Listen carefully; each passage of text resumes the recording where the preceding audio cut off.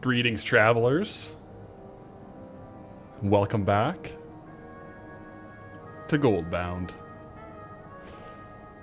How we all doing today? Good morning. Good morning. A little bit earlier, but those farms aren't going to farm themselves, are they? Happy Friday, everybody.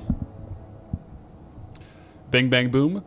Also identified Sludge. Greetings, traveler, with the Twitch Prime in the starting soon screen. Let's go. Let's go. Keyfedo, good morning. Good morning. Dengar, greetings, traveler. While we get hanging out here, let's get farming a little bit of gold, guys. Start off on the old skinning farm. Oh, no. Oh, so this is how the monks farm it. This is a good example of how monks can farm this one. They got the taunt statue. Oh, no. Doesn't look like he's skinning, though, so I might just skin from him.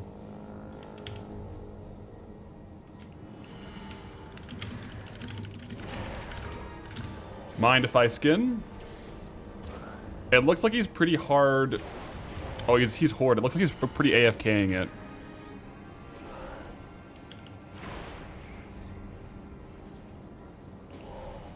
Oh, screen is frozen? What the heck? Okay, one sec. Let me just turn it off and on. What the heck?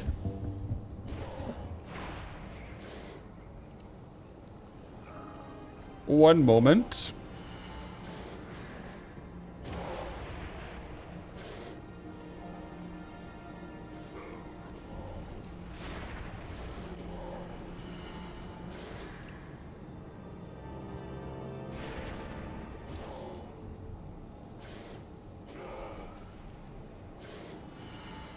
Oh, my cam is working. The game just doesn't. Okay, one sec. I'm just gonna reset the game mode here to this one.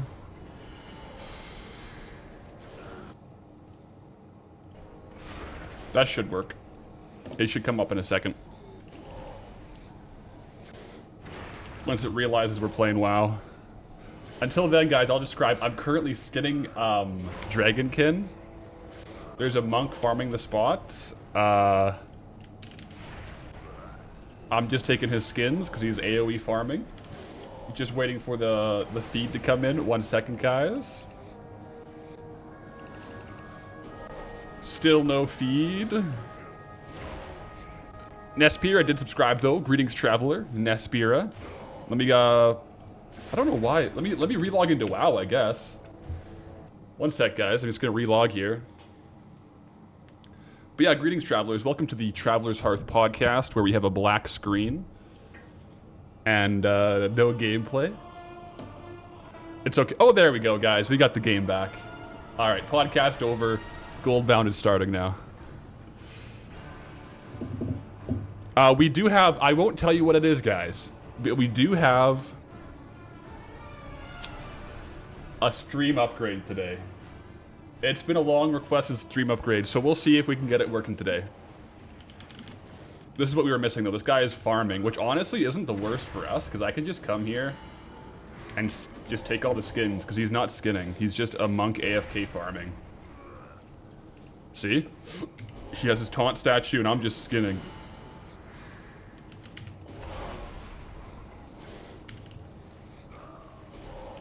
Low-key thought I was just watching a video. No video today. Stream PC? Yeah. That's not the upgrade I got today, but I'm probably gonna do an upgrade to have a stream PC pretty soon. I have a couple of components lying around that I could use for it, so I think it would be min-max.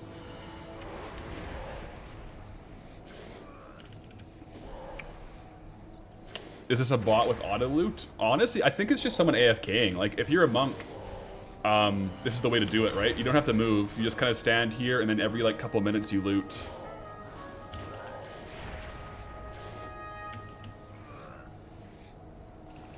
Right? For us, though, it does mean a lot of leather, so that's okay.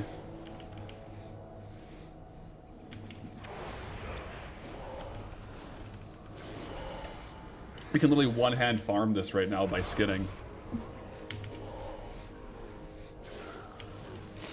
Does this help? Does this count as getting help? Not complaining. Well, here's the thing. I want to farm the spot myself, so until this guy leaves, I'll just take his skins. If he wasn't here, I'd be farming the spot. So this is just PvP, you know? This is just making sure the skins don't go to waste. It would be better gold per hour if I could loot myself, but I don't want to be rude and kill his mobs if he was here first, you know? First come, first serve to these spots. But he's not skinning, so I'll skin them. Yeah.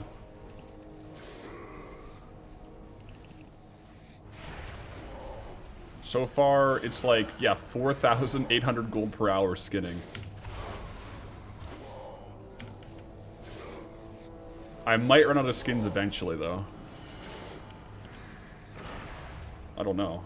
Because I can go over here to skin those ones while these ones respawn.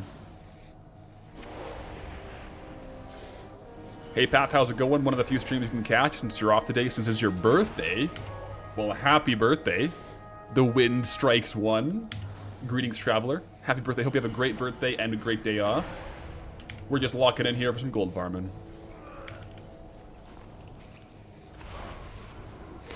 What happened to my door? Well, that is part of the stream upgrade. You will see potentially today. It's not currently enabled. But there's a possibility for it to be. There has to be something that happens, though.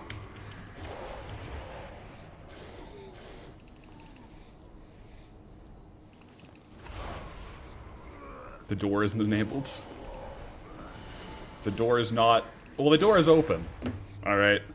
Although I don't have my cord hidden from Poncho, but you know how it goes. Dedicated kitty cams? Potentially. That's a pretty good guess. Yeah, well... Can't have the cat cams if the cats aren't in the room. You see a cat? I don't see one. Oh yeah, Boo came in. He's looking out the window.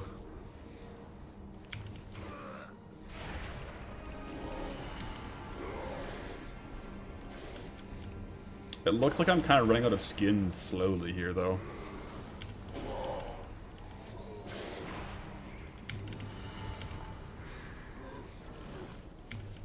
I'm not complaining, though. It's good gold.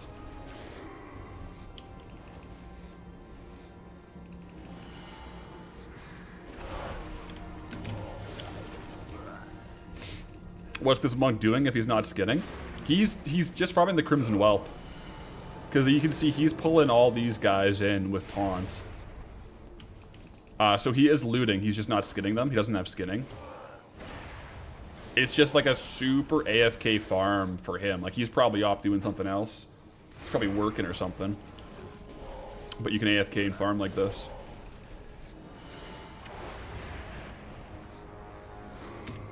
I mean, I can take a couple of his kills, but, you know. We'll see.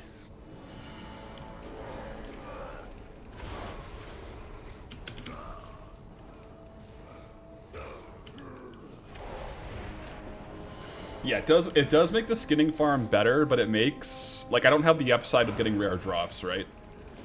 So, I don't know. I logged in and out when we tried to reset the black screen. So I thought maybe we would log into a different phase or something, but... Nah, looks like it's this phase that we came back into.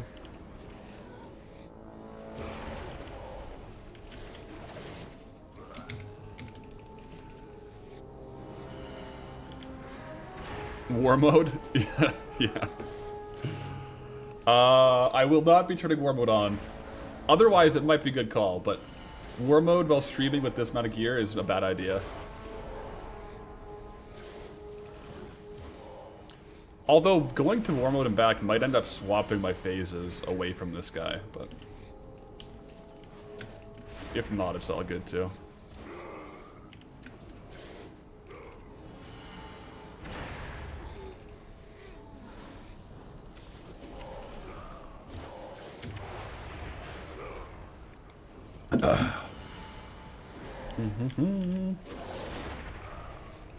Auto-clicker looting on this P while he auto-clicks fishing an OSRS on his laptop. This is kind of like an OSRS farm where it's like kind of AFK. Like a lot of farms in RuneScape are like this, where you can kind of have large intervals where you're actually away from keyboard. just with, like, clicking every, like, 6 or 10 or 12 minutes. You can even go longer on this one if you're just going for the rare drops, because the rare drops will stay on the loot tables for a while. This guy does seem to be killing and looting quite frequently, though, since I can skin his mobs. He might be, like, using some kind of looterang or something, but he seems to be, yeah, skinning quite often. Or looting quite often. Otherwise, these first ones that he's killing, I wouldn't be able to loot, right? Or skin. Speaking of skinning, though, we will have to do Zul'Gurub. We could probably go maybe do Zul'Gurub while this guy's doing this, just to see if we can perhaps come back and he won't be here. Not a bad little farm, though. You know, you bug me by drum kit from time to time, but did want to say you picked up a bass about 2 months ago and actually went on stage to play for the second time last night. It was a rush. Let's go. That would be, playing in person, like on stage, that would be a rush. That would be, I could imagine, a rush. Yeah, let's go to Zul'Gurub while this guy's here. Maybe we'll come back and he'll be gone. Because I would like a chance at the loot.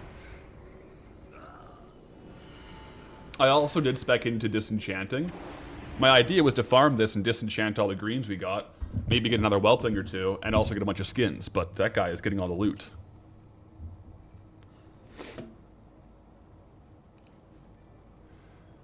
Yo, guys, look at this.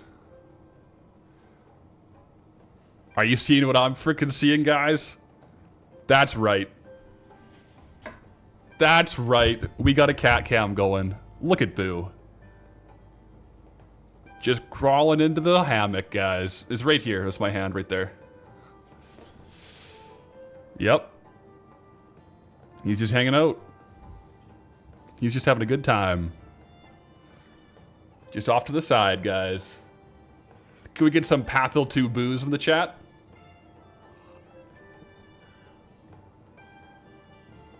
Make sure Boo knows he's appreciated.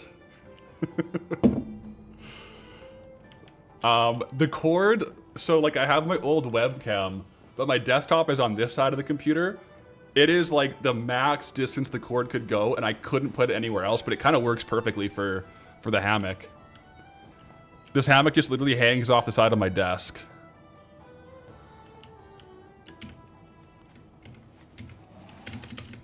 Nice, we got the Pathil 2 booze going. We did it, guys. We did it. Official cat cam coverage is enabled. Official cat cam coverage enabled.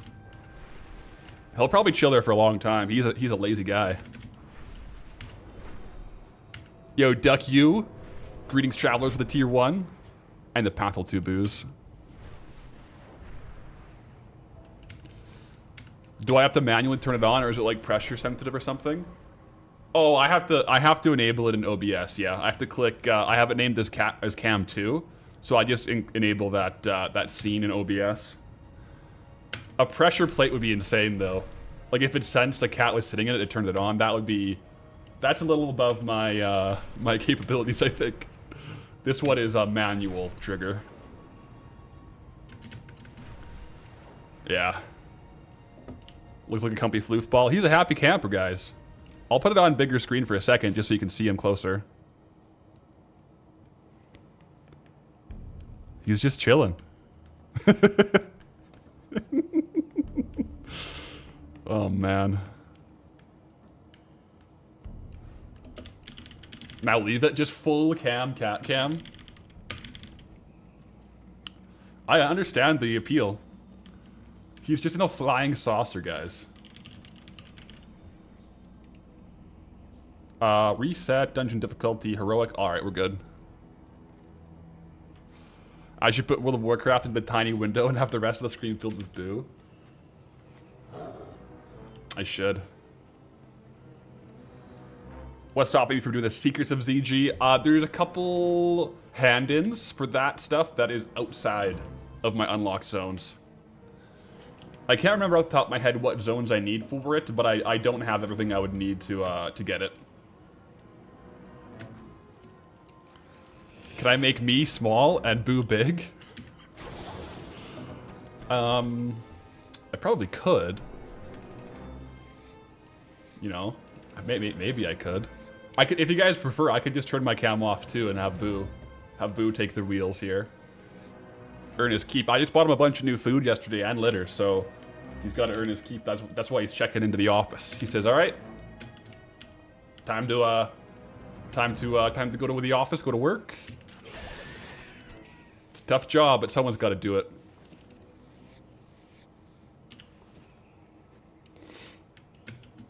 It's account bound, so my main could do it. I won't unlock stuff on my main.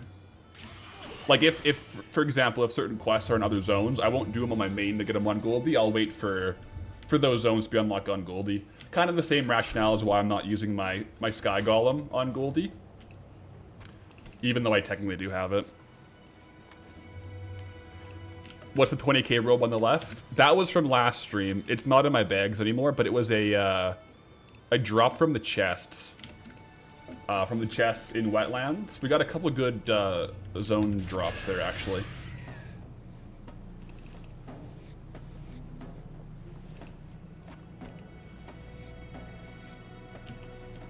Will we have a Goldbound tomorrow? Yes. We have a Goldbound tomorrow. I don't know how much gold we have, so I don't know if it'll be the last episode of Wetlands or if it'll be a 3-episoder, because we've done a lot of the zones where it's been 1 or 2 episodes. We've had like another series in between, right? Where it's like Goldbound, like Traveler, Goldbound. We've had back-to-back Wetlands. So we'll see. I haven't cleared the mailbox yet, obviously. I'll do it after stream. Right now we have 152k. And WoW token is 263. So if we sell 110k worth in the week, we could. However, this week, Monday, right, I wasn't grinding. I was out camping. But we have a lot of auctions, so we'll see. If it's like close, we might do another one where like we end up just farming and spinning on Monday anyways. If I'm like 20k off, I'll just farm the rest on Monday and we'll just spin. But we'll see. I don't know where the gold stack is. But either way, there will be a Goldbound this or tomorrow. Hopefully we're done. You want Barons? We'll see. There's a lot of good zones that are coming up. Speaking of good zones and good mounts, let's see. Does the mount drop? No.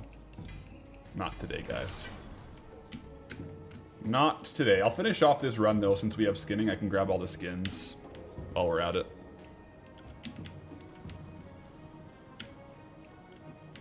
Morning, Boothers. You guys like the Boo cam? I would say cat cam, but most streams, Boo is sitting in that hammock literally 80% of the stream. Like, Poncho will hop in for a bit and then leave, but Boo's already asleep. Like, his eyes are closed. Dude's snoozing.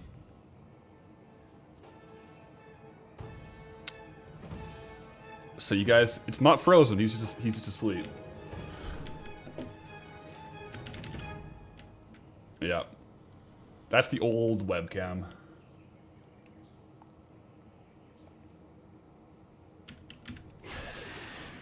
Convinced needs a desk bed for my kitties now. I should put the Amazon link in the bio. Cat hammock. I got it on Amazon. I forget what it was called, but it's just like a desk cat hammock. Honestly, it was like 30 bucks. Awesome decision.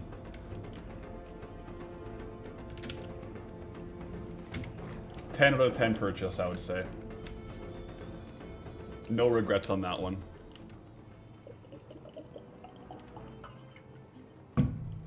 Now we just gotta get a Stellacam, like a wireless Wi-Fi Stellacam for her out in the other room. And then we can have the trilogy. I should just hide cameras over the house so I can find and make sure I have all of the animals on camp all the time. Turn my house into Swifty's stream house. He had cams everywhere. What's the weight range for the hammock? You know, I don't know what it's rated for, but Boo is a big cat. Like, Boo, I haven't weighed him, but he's He's probably twice the weight of Poncho. Boo is big. It seems really sturdy. Like, I could definitely put a lot of weight on there and it'll be fine. Could I fit in the hammock? I don't think I could fit in the hammock, no. I would have to wager the answer is no on that one, unfortunately. I could sit on it, but I would probably break it. It's probably not rated for 250 pounds. I would say, like, I would be comfortable up to, like, 50 pounds. Over 50, I'd be like, you know what? It might break eventually. But most cats aren't 50 pounds.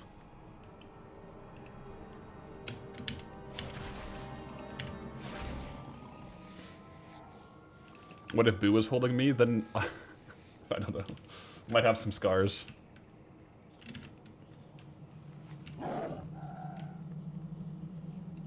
How tall am I? I'm, in centimeters, I'm like 186 centimeters, which is like 6'1"-ish.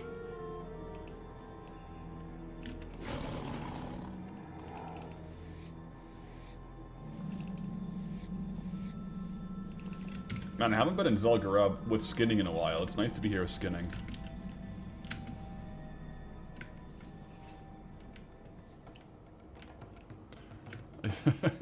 Just had to what up you. I mean, there you go. Is what it is.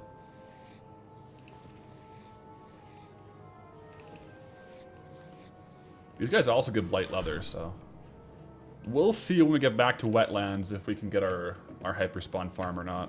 I hope we can. I'm ready to farm. Personally. Timmy, you're headed to Canada today. Let's go. Safe travels.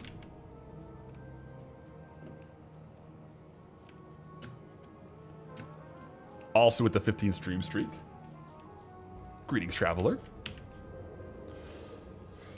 We are not going to kill this boss. We've already got in the Swift Zulian Panther, so we don't need that bad boy. We'll continue onwards. Get the Rosashi adders, and then the Hive Queen boss.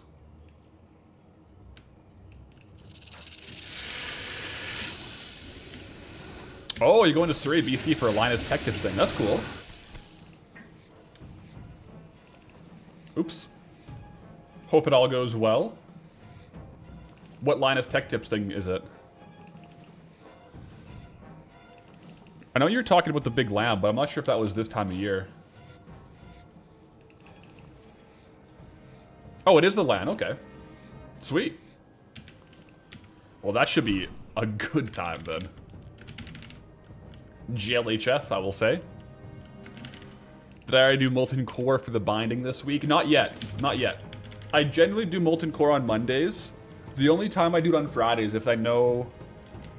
is if I know I'm not going to be streaming Monday. My rationale there is I'm trying to sell stuff that I craft from Dark Iron ore.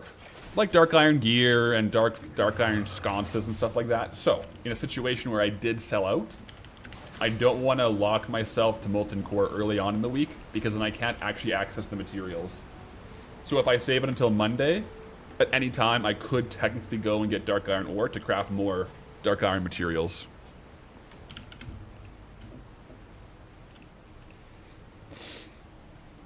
LTT LAN is like 120 people. PDX like 800. That's massive. So so 120, still a massive LAN. Still a massive LAN. Well, that's our Zul'Gurub run. Let me hearth out. It saves a little bit of time, then we'll get back to Wetlands. Oh, like that cancels hearth apparently. Roger that. You need me to explain it on the whiteboard. We got the whiteboard handy, guys. We have on there all of our recent zone unlocks. 13 zones. That's kind of more than I realized. We've been out here farming, guys. Farming.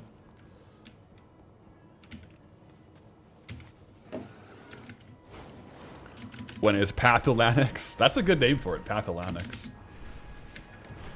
I don't know. I don't know. We'll have to look at the logistics of that one.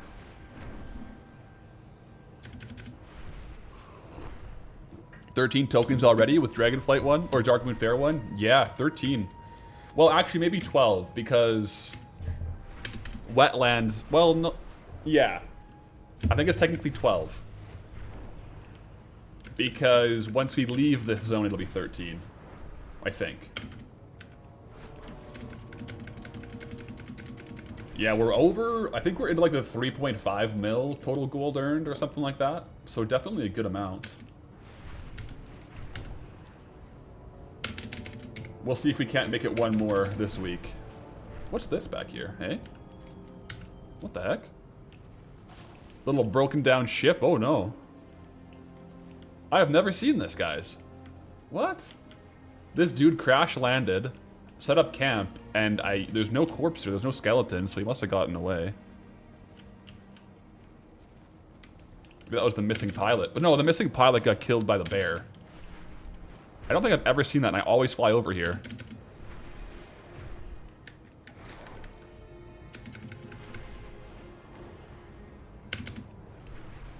It's like 200 USD, assuming tokens worth exactly as much as 1 month subscription. Well, yeah, I guess, yeah. Technically, the token is worth more. Wait. Yeah, the token is worth more than 1 month if you use it for BattleNet balance. Wait a second. So if I was actually going to buy a WoW token to pay for my subscription, I think I'd be better off adding account balance and then buying the months. Let's just look at this real quick, guys. Let's just look at this real quick. Hold up. Right? So, services, game upgrades. Where's the game time at?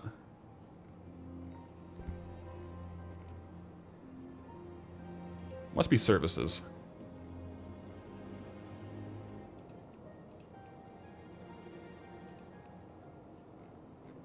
Maybe you can't use BattleNet balance for subs for this reason, because it would definitely be cheaper.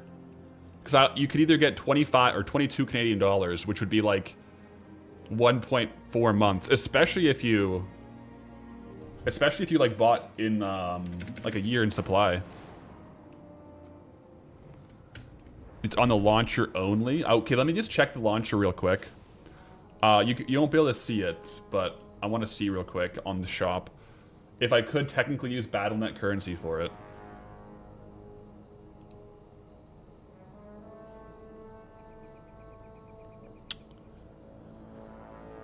Yeah, World of Warcraft subscription from 16 Canadian dollars per month. Or I could do 195 Canadian dollars for a year. If I go to subscribe, can I click BattleNet balance?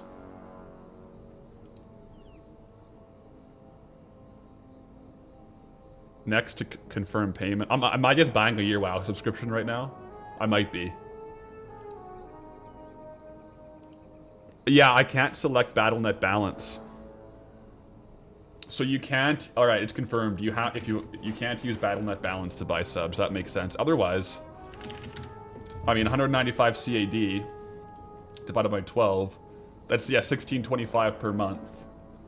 And a WoW token is 22. So 195 divided by 22, it would only be 8.8 WoW tokens for a year instead of 12. But you can't do it. If you want game time, you got to do the token itself. Interesting. The more you know. Did they use the ability to use a token to buy a month of subscription? No, it's just you can, like, when you redeem it, you can either add 30 days of game time or 22 Canadian dollars. But I was wondering, what if I just added the Canadian dollars and then use it to, like, buy a month? Because it would be cheaper. Because a month of WoW time is less than $22. But the only way to get a token to game time is to add the 30 days directly. Yeah. I just tried to buy it and it wouldn't let me use BattleNet currency for game time. Is this guy still here? Alright guys, we got the spot. Let's lock in. Let's frickin' lock in. Boom, smoldering robe right off the bat. Thank you for inspiring me to do my own Goldbound challenge. I started my journey in Mulgore with a Tauren, and I have about 125k gold and I need 334k euro prices. Ooh. I have so much fun already and want to grind even more after each hour grinding and watching your videos. Yo, let's go. Yo, Rents G. Glad I could motivate you for the Goldbound journey.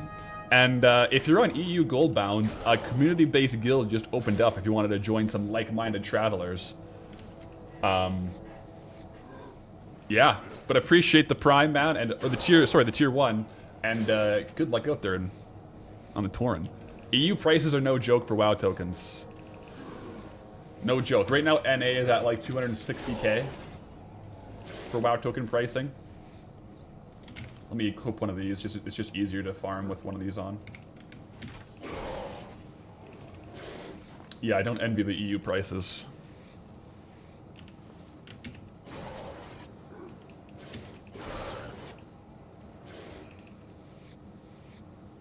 You can buy 2 months of game time with the balance? Really?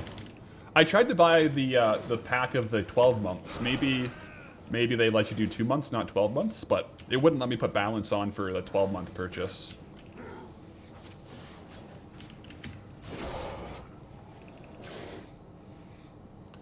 The more gold is worth, the more grinding. I think it's good. Let's go. That's a warrior's mindset right there. Token costs more? Good. Gives me more time to farm. Have you guys ever seen that Jocko Willink clip where he's like... It's like the good clip? My brother and I always meme that one where it's like something bad happened. Good. Gives me another opportunity. That's exactly that right there. WoW token's expensive? Good.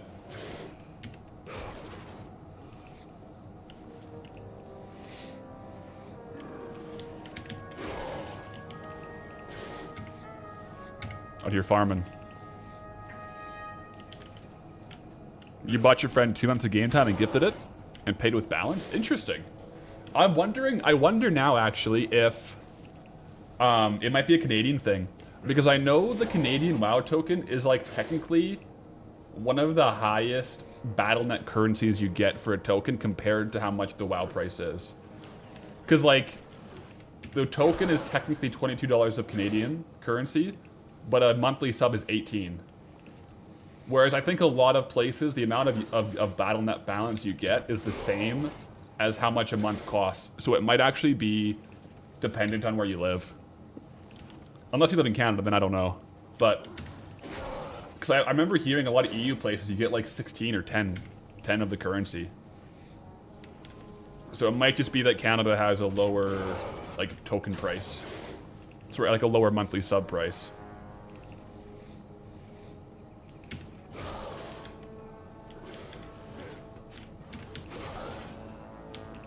But yeah, I wonder, because you must be able to gift time, right?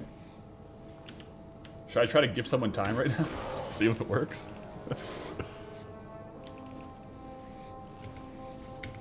Just try to gift Chug Life some game time. He hasn't been on in a while, guys. He's been busy.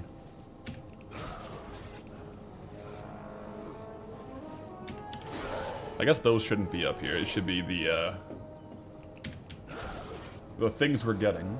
If I can do this while I'm still farming.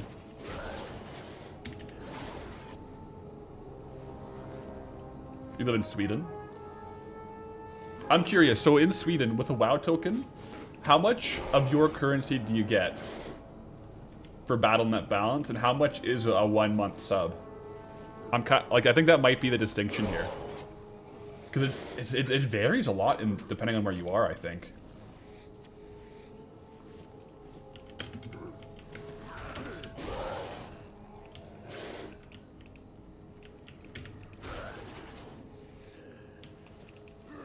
Honestly, if Classic Plus does have a WoW token and lets you give friends the game time, you might actually be okay with it. Yeah, I'm pretty contrarian on this one, guys. I'm pro WoW tokens. But that's just me. I think Classic Plus should have WoW tokens. But that's just one man's opinion, guys. That's just one man's opinion. I know it's pretty split. It might even be like more people think no WoW token in Classic Plus, I think, on average.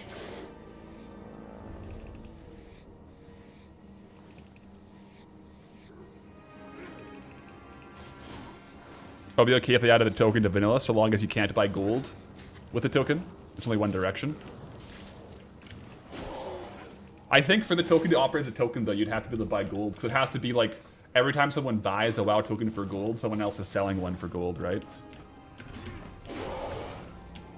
But yeah, I mean, like, obviously one reason I want to have a token in Classic Plus is Goldbound Classic Plus.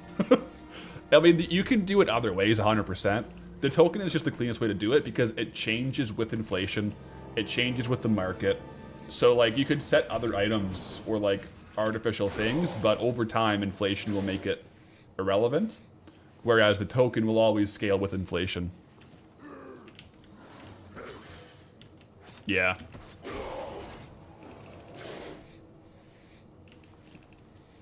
Because here's the thing, like the WoW token in Classic Plus is anti-gold seller, but 100%, because like right now in Classic, there's people who buy gold, right? The WoW token is basically legalizing buying gold, so that's good, right? You know, it keeps it in the out of like those like kind of gray markets or black markets. However, if you put a WoW token in Classic Plus, there are people who will buy gold that wouldn't have otherwise bought gold. So that I think is a really fair point to that, where you're basically legalizing it and more people will utilize it for that reason. I tend to think it would be a net positive, but I also don't know much about game design, so I could be very wrong on that.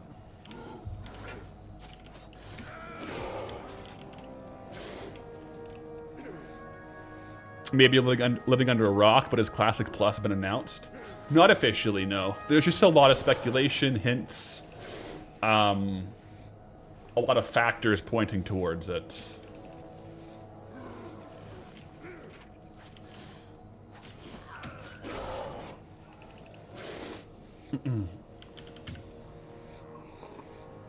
Don't believe modern mechanics belong in vanilla. It kills nostalgia appeal. If you want a token, go farm retail.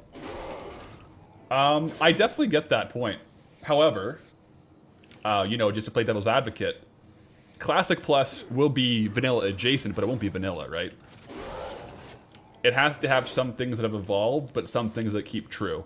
So maybe the WoW token is one thing that Blizzard decides steers too far away from vanilla.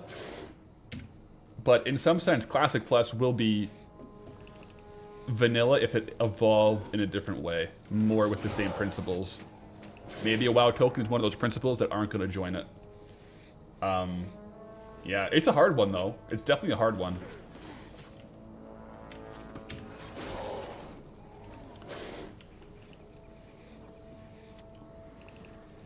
Because, I mean, if you add a WoW token, what are they going to add more to the shop, right? That's a slippery slope argument for sure. Otherwise, if the WoW token is just there for, like, game time and people buying, like, gold to buy raid consumables, I can see that being quite negative.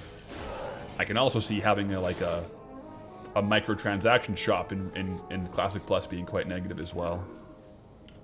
So, yeah.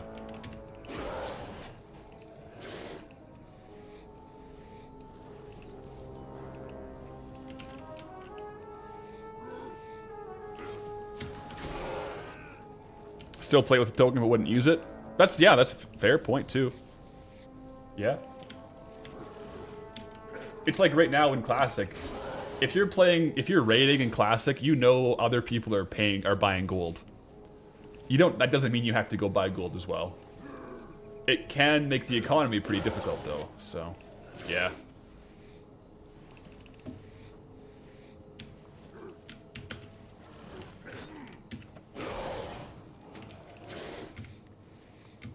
That's a good point. Yeah, the buying gold aspect really leads towards like a botting aspect.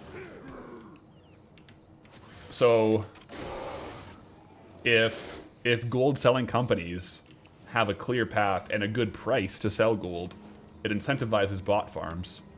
Maybe, I'm not saying it would, but maybe having the WoW token would drive down gold prices and reduce the incentive on botting.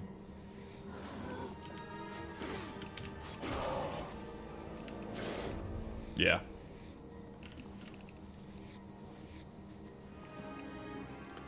But that's also where I think self-found has a really interesting aspect.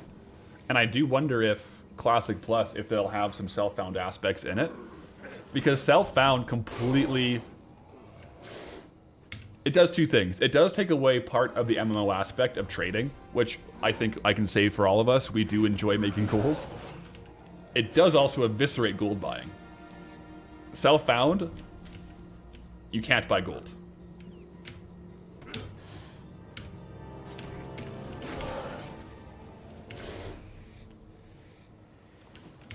Yeah, don't hear as much about botting on retail and MOP compared to Anniversary.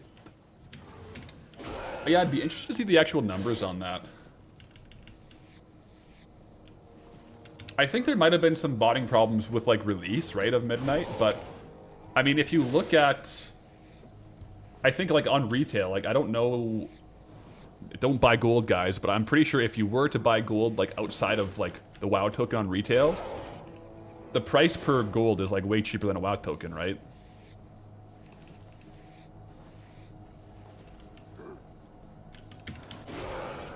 So in order to like sell gold, they have to severely undercut the WoW token price.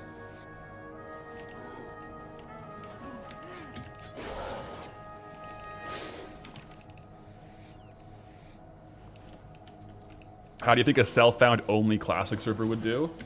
I think that there's room, hear me out, this might be really hard to enforce and like to operate with, but imagine a self-found server. However, you can trade services. So like what if you could trade, like you're a blacksmith and you can make shield spikes. And I don't know how they set it up, but you could like meet up with a guildie and in exchange for them like crafting you 5 health potions, you craft them a shield spike. You know, like literally barter system. Take out the currency and just like trade services. That could be interesting. And like maybe you only trade services with like people in your guild or something.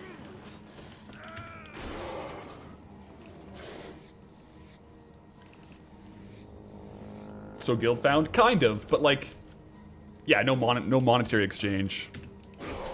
Like work orders, it's a possibility. Just spitballing here, guys. Just spitballing here. That turns into like a Diablo 2 economy.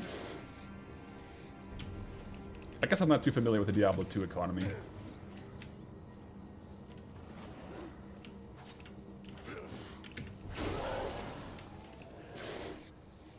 You would like warbands in Classic Plus and then having a warband found mode? So basically what Goldie's doing, like a warband. Yeah, it's like, that's what Goldie's doing. I'm making my own warband, but like having it an official feature. That could be cool, yeah. Like you could have your other character. Yeah, account bound. Like you have your other character that's like a smith and one's like a enchanter. That could actually be kind of cool. I would probably play that mode, yeah. That's basically what we're doing on Goldbound, just like I can also sell on the auction house. I don't do anything with the gold. I just buy WoW tokens.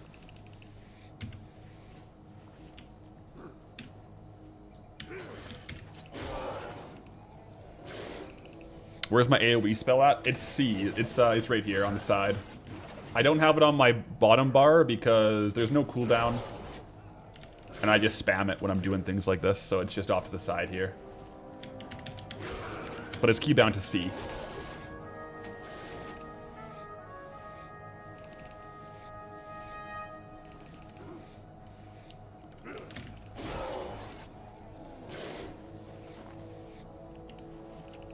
Yeah, I think, you know, like a warband system might actually be cool. Any of these being implemented, you would have, there'd be like a lot of like min-maxing things to do for sure. But I'm very interested to see what features are, if it happens, but like it's probably happening, what features are going to be there.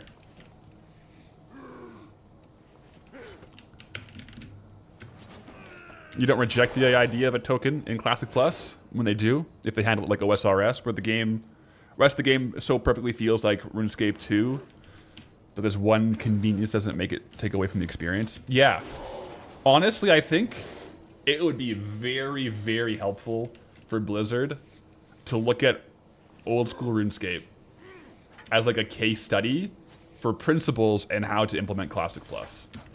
I feel like old school RuneScape kept the ethos of what RuneScape felt like, but it's continued on. I think that would be good, you know? Look at that as a case study. Don't take it as like verbatim, like don't take their systems, but you know, maybe some aspects could be a good case study.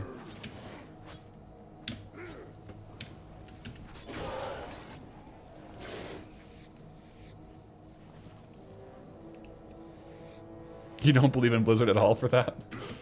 We'll see.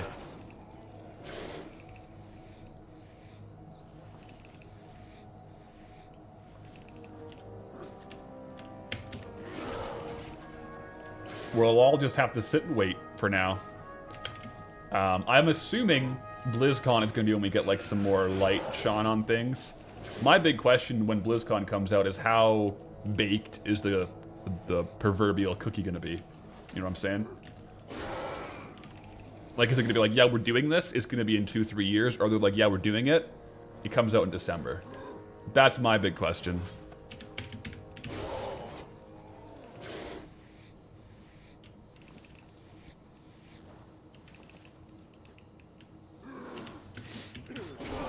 They've been cooking it probably some sod. I hope so, man. I hope so. I'll be here for it. Will I do a reaction stream for BlizzCon? Don't you have to buy tickets to watch the BlizzCon online? I don't know if you're allowed to stream it. If, like, you have to buy tickets.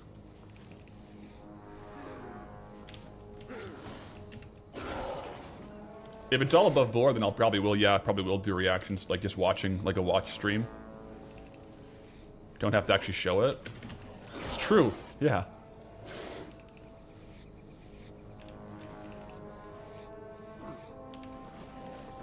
Yeah, if you play it and having it on the side, and then we like, you guys also have it on. Yeah, that's true, that, and then we can kind of react as we go.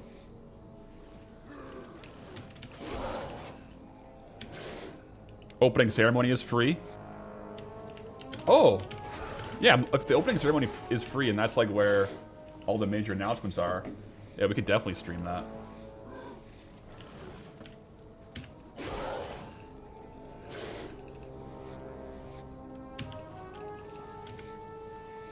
We've already gotten 3 smoldering robes today, that's crazy.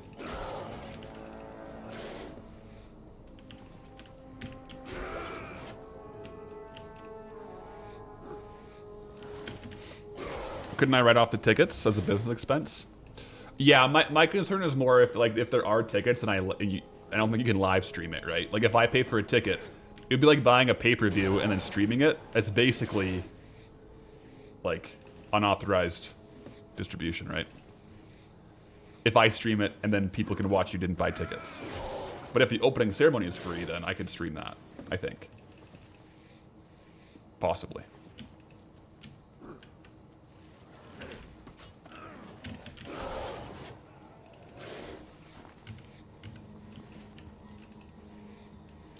Yeah, I'll definitely be tuning in, though. I'll definitely be tuning in.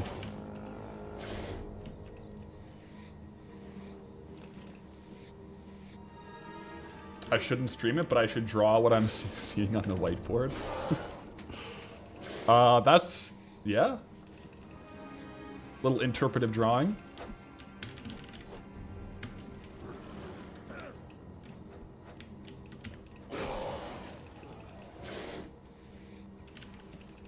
That's a possibility, you know? Never say never.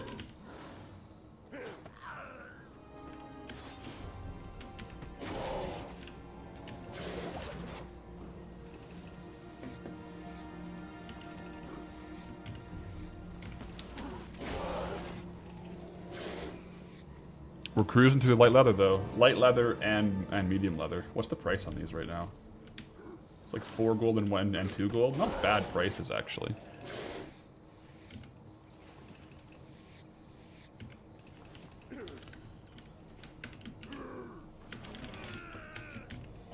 You just noticed the boo cam? Oh, he's got his paw over the side, guys. Hey, Boo.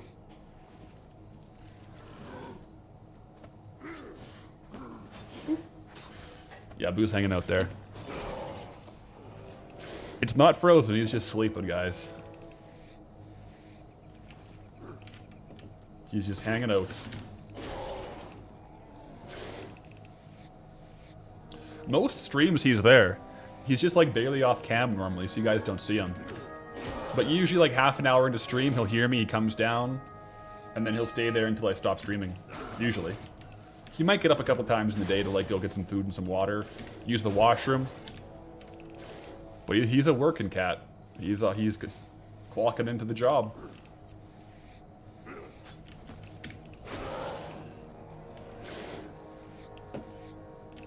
Tomorrow you'll be running your first half marathon. Wish you luck. Vuran, good luck, and may the winds be at your back.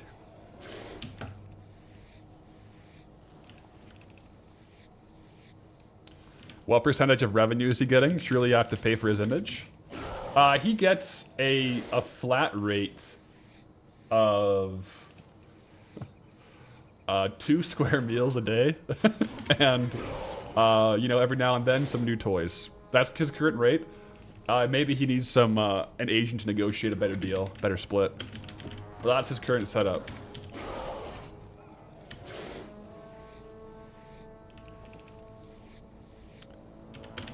Yeah. Plus, yeah, he gets to sleep on my bed. He gets housing and accommodations. Yeah. And he gets 1 pet for every Pathel2 Boo emoji, or yeah, emoji used. 1 pet per. Paid every night. I go like this.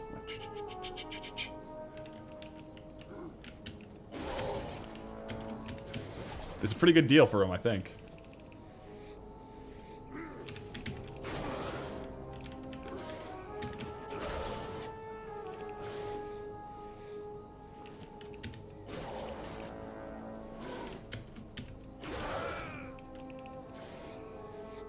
Yeah, I can see the breakdown after of how many emojis were used. So, yeah.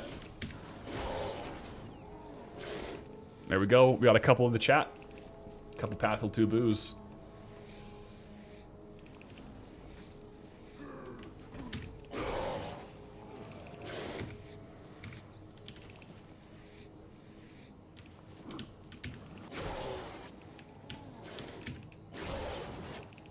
I don't want to leave this spot, but I think it's probably good practice to like every 20 minutes to half an hour to do a rare spawn loop around the zone.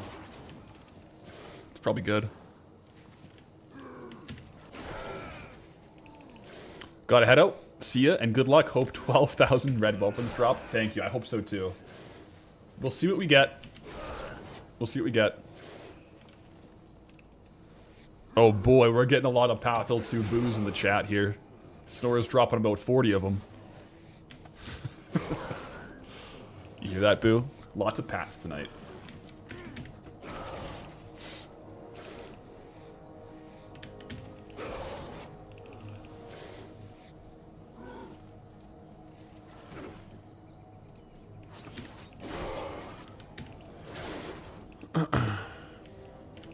Going camping next weekend. What are my favorite camp items beyond the necessities? Oh, okay. Favorite camp items beyond necessities. So, one camping item I really like that isn't a necessity, but I use is a rooftop tent. That's what I camp in, usually. Rooftop tent. That's a pretty big item, though. I bought mine like 8 years ago. Beyond that, I do have like a nice hammock you can hang up between trees.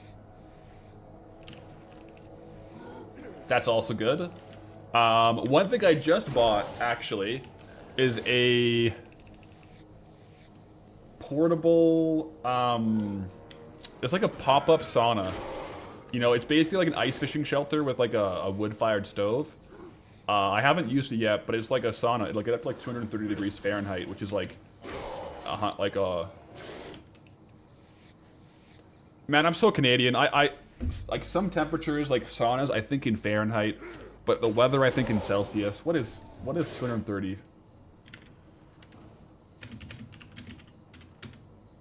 110 Celsius in the sauna. It's a hot sauna. Probably most sessions I'll do it like 200 Fahrenheit, but beyond that, a nice chair. Headlamp, yeah, headlamps are good. I would say a headlamp is a necessity, though. If you're going to be out and about at night.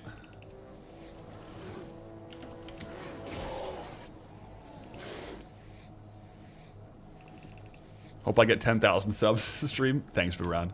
Appreciate that. But yeah, my goal is to like set the sauna up beside like the river. Do cold and hot.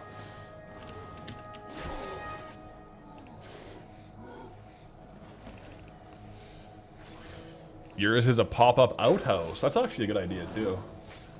So the wife can potty in peace. That would be a good one actually. Not an essential per se, but that would be a good one.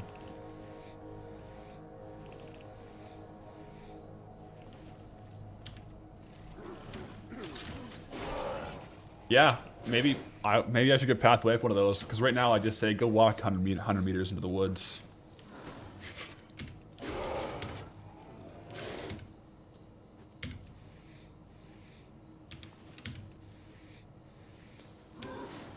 A big must-have for camping is your house?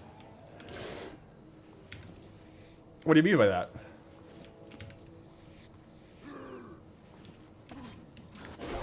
Just like camping at home? You know, nice staycation camping sesh.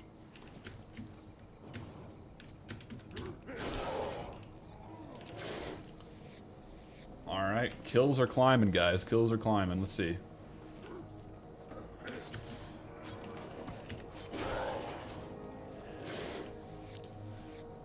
Yep.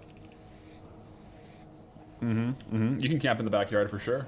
The first time I ever slept in my rooftop tent, I just was too excited. And it was just in my backyard. It was like a weekday. Like, I just gotta sleep in this thing. But yeah, no, camping isn't for everyone, by any means.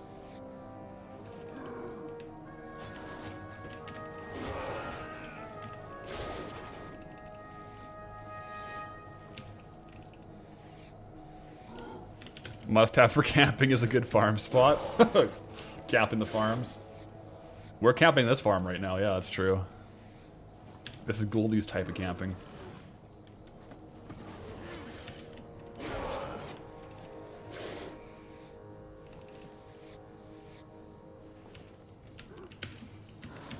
Ultimately living in the American South, don't want to sweat all night or be eaten by mosquitoes.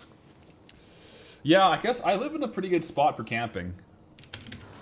Mountains with rivers and stuff. It gets hot in the summer at night for sure, but it still cools off. Like in northern Canada, you're not gonna stay super hot in the evenings, especially in the mountains.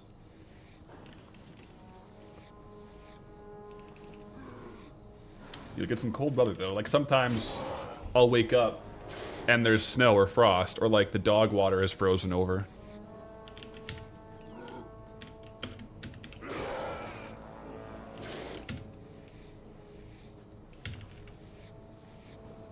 We have 4,444 kills on the whelp stealers and 2,586 on the slave hunters.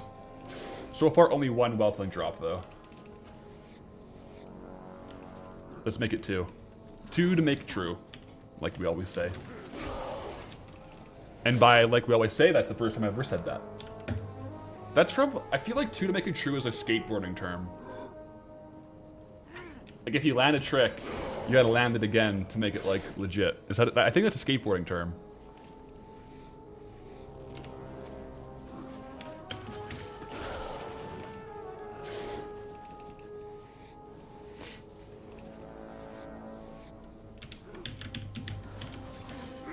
Yeah, we were talking about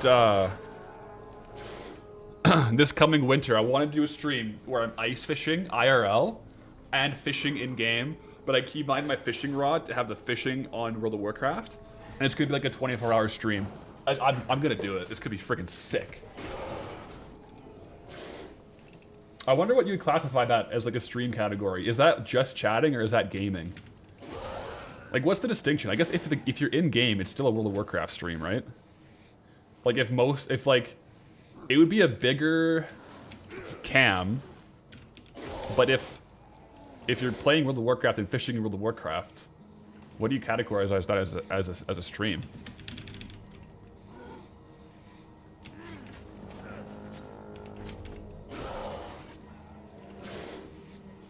Is fishing a category? Can you select 2 categories? I don't think you can. I think you have to select 1.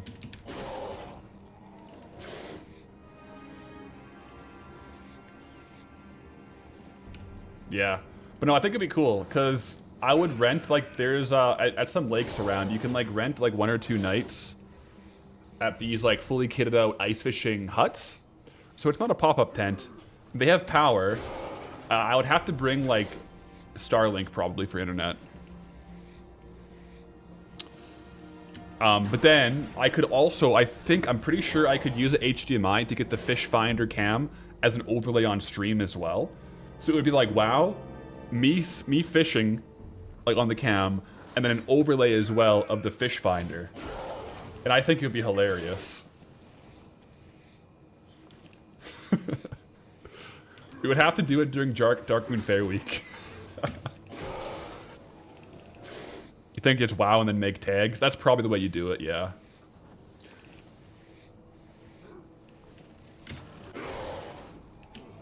But yeah, I would get like a wireless 2-button keyboard. Like a little, basically like a switch. And one of the switches would be cast in WoW, and one switch would be reel in WoW.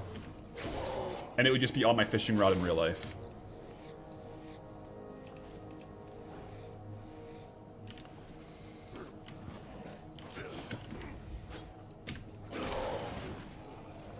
Get a Darkmoon Hair fishing hat IRL. I wonder if I could get like one custom made. Does Blizzard Shop sell one? I would definitely get one if they sell one.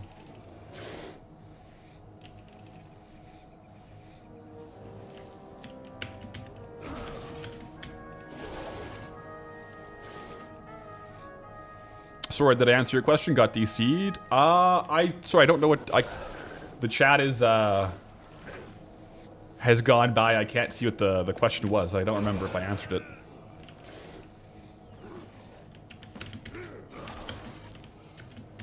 Will I eat what I fish? Yeah, so like there's certain like limits in Alberta lakes. So if you catch some fish, you have to put them back. Then there's, depending on what fishing zone you're in, there's certain types of fish you can keep. And if over certain sizes. So like I would have to make sure if I was to keep the fish, that it's within those regulations. And then there's limits per day. So I would probably try to get a fish, like a bigger fish within in those limits, and then I would indeed eat it, yeah.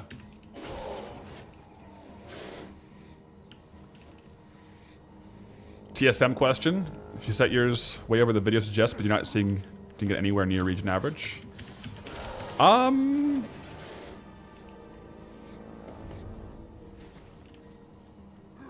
don't know. I would play around with the settings a bit, but you set yours the way the video suggests, but you seem to not be getting anywhere as the region average and minimum buyout is wildly different. Yeah, if you want to drop it down low, you would just decrease the percentages if you wanted to be a little more aggressive, yeah.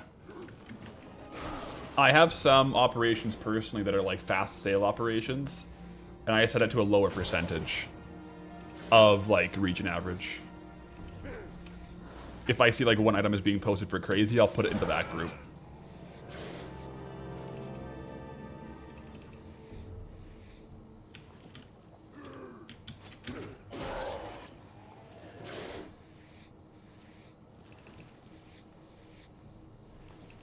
Yeah, maybe better fishing would be a good one for that one too, for the one-button fishing.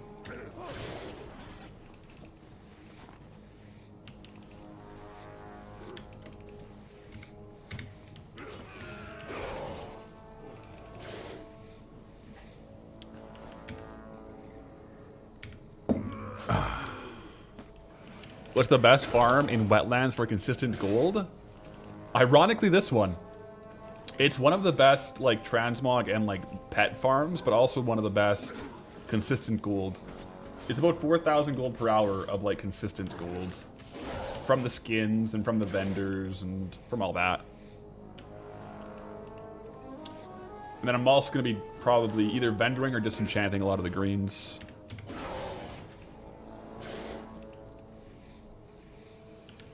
An example is the snowy robes is 130k, but minimum is like 5k.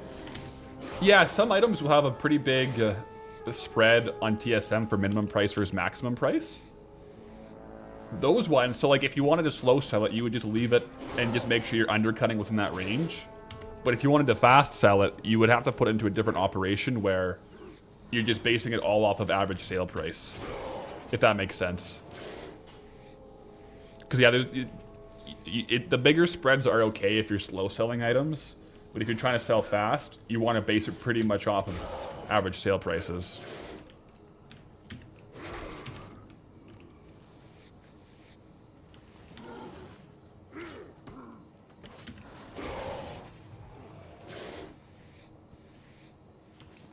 Have I heard of the free to roam laws here in the Nordics? I've heard something like that, yeah. Means you can scavenge and camp wherever you are if you don't damage nature. Like even on private land, like if someone owns the land.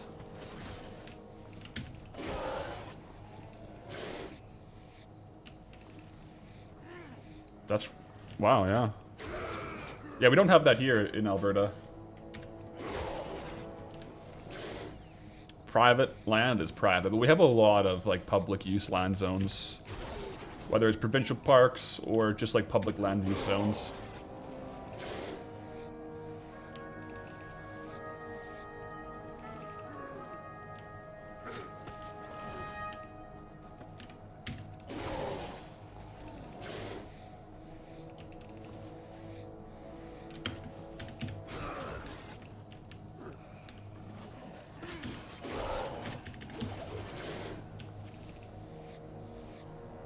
As a straight line missioner, you're well aware of the free roaming. You can be on private land as long as you're 20 meters away from the outer house wall. Okay. So if you have a small yard that you can't roam on it, like if your backyard is within 20 meters of your house, there's no right to roam. Boom. Right? So if the lots are really small, technically you can't roam on their land. But if you have a big yard, lots of land, you can roam as long as you're not within 20 meters.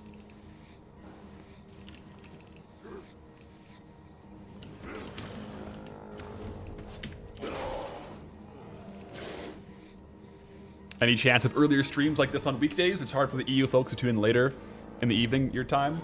Yeah, like mostly, this week has been kind of crazy with later streams, like Tuesday, Thursday. Tuesday we had a really late patch, so I had to start later. And then yesterday I had a dentist appointment, so I started later. But normally, like my kind of standard start time is like a half an hour ago. 10 a.m. Mountain Time. I don't know what time that is elsewhere, but yeah, we've had a pretty discombobulated week just with like patches and life stuff.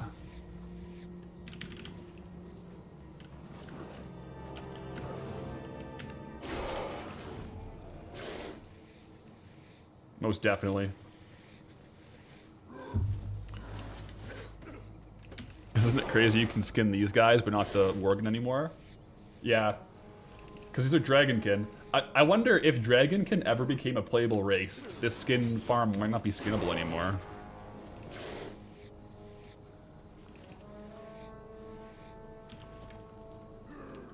Maybe.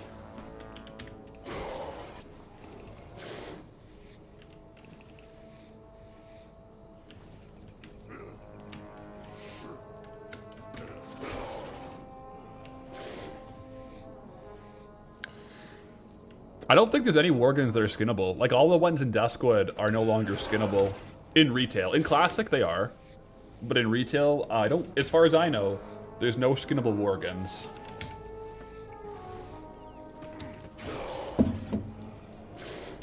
Like, when we were in Duskwood, we couldn't skin any of the Worgen mobs there. I think ever since Cataclysm, with the Worgens becoming a playable race, they said... Ixnay on that one. So it seems, at least.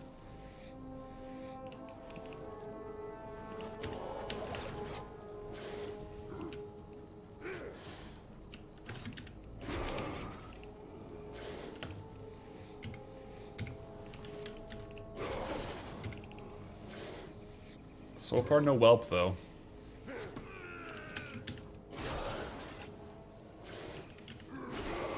With how many Dragonkin and Dragonmaw there are here, they if they put their differences aside, they could take over the entire Eastern Kingdoms. I mean, we've killed, what, like 8,000 of these guys? Like 7,800 of these guys? That's quite the army. In reality, like, imagine the tale of Goldilocks here. In the middle of the battlefield, one man killed 8,000 of the warring armies. That's like an insane. And legend has it, in order for the pile of bodies to not get too high, mid-fight he was skinning the Dragonkin to save space. Legend has it. The legend of Goldilocks. And the last stand on the wetlands, on the green belt. Nice little shoulder pads there. Inscribed leather shoulders. Very good. That's a movie and a half right there. Indeed it was. The Mick W with the 75 stream streak, looking to hit 3 digits, I believe. Also, for the stream streakers, guys, stay tuned, because there's a pretty high chance of a weekend stream. Stay tuned. If you are interested in maintaining the stream streak, there's a high chance of it.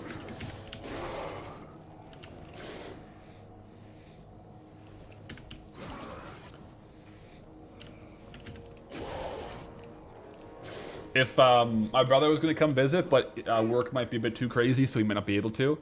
And if not, then I'll probably be streaming. Hardcore. Yeah, if I stream this weekend, it'll probably be hardcore.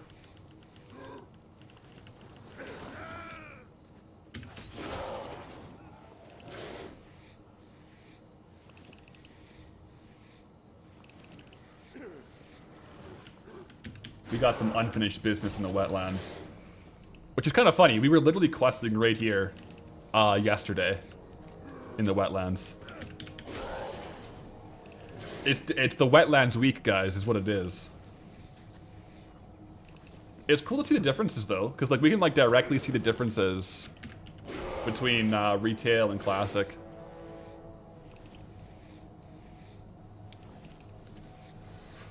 Honest, which one am I enjoying more right now, hardcore or Goldilocks? It's honestly like very equal. It's for different reasons, I think. But I am having a lot of fun on hardcore. But I just like farming gold, man. I don't know. If I could only ever do one again, I'll continue doing Goldilocks. But I'm having a lot of fun on hardcore as well.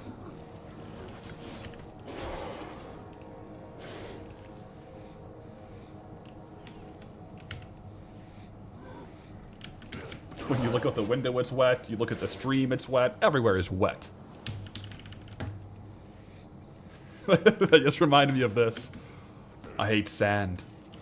It gets in everywhere. What's that quote? It's Anakin talking to Padme about sand. I don't like sand. It gets everywhere. Oh man, I gotta rewatch Star Wars.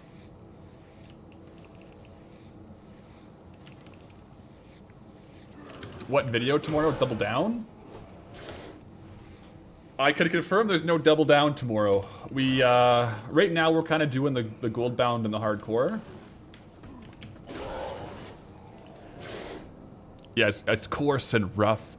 And it's everywhere. That's it, yeah. That's the quote.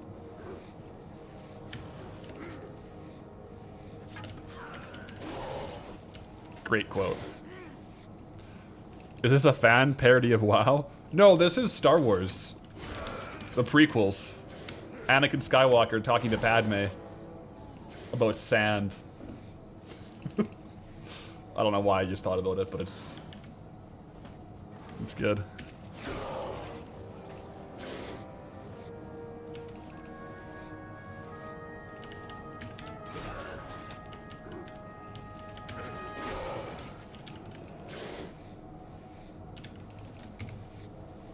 Bags are filling up. We'll have to make the call here on when the bags are full. I think some of these greens are actually valuable enough where we get more gold vendoring than disenchanting, so we'll have to see. I did spec in the disenchanting, but if it's more gold to vendor, then I'll just vendor it. That's totally fine by me.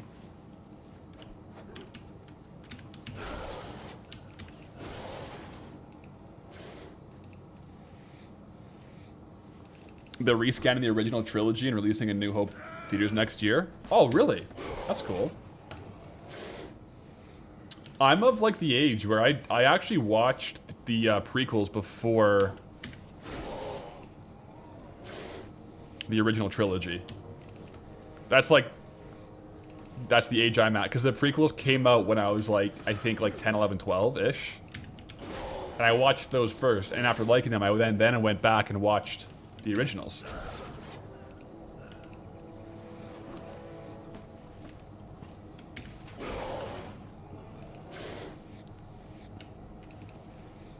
It's a very soft way of saying I'm old. I feel like if I was a little bit older, I would have watched the original trilogy first, though.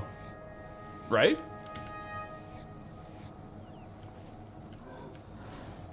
I think. Like, if I just had yeah.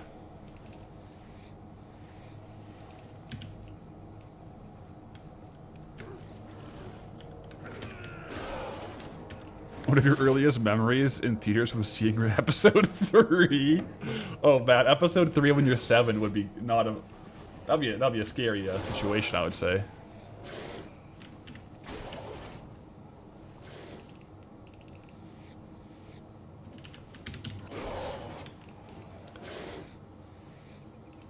A soft way of reminding you how old you are.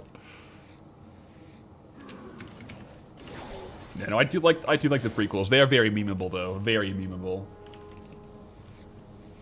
Some of my favorite memes are from the prequels, like, it's a trap. No, that's not even prequel, is it, though? Star Wars just in general has some really good memes.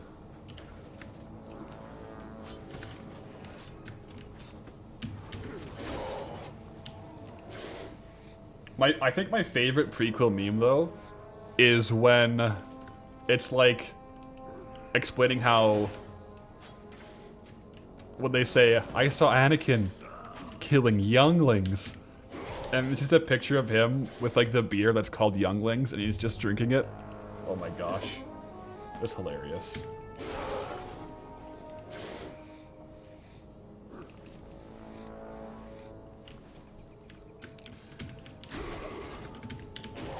Might have to do another prequel watch, guys. We'll see. We'll see.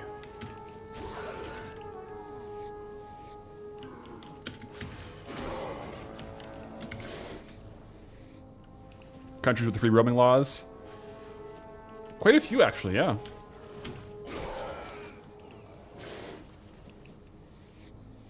Quite a few.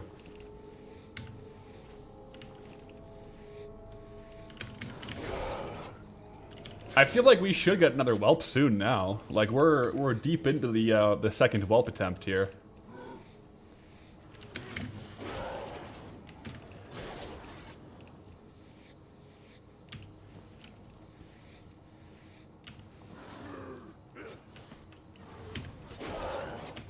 Traveler's backpack.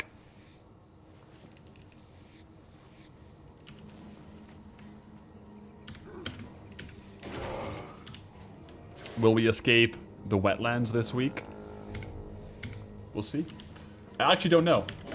I got a lot of stuff listed. I haven't cleared the auction house yet. I'll be clearing it like this afternoon, and editing the video this afternoon. Getting it all finished up and scheduled for tomorrow. So I can truthfully say at this point in time, I do not know if it'll be a 2 or 3 week zone or 4 week zone potentially. But like, we're 110k away, so I feel like at most it'd be a 3 week zone.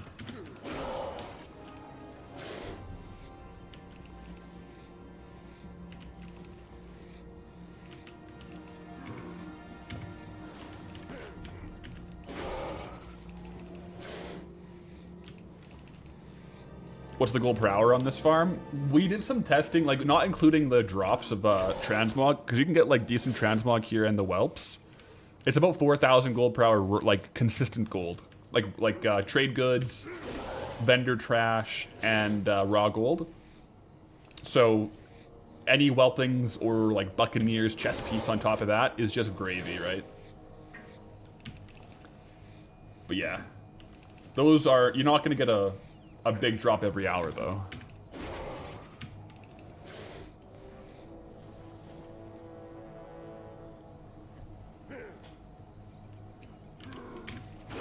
What site do I use for my zone rolls? I think I just do like, I think it's called Wheel of Names. It's just like a spinning wheel that you can put in different names and spin on.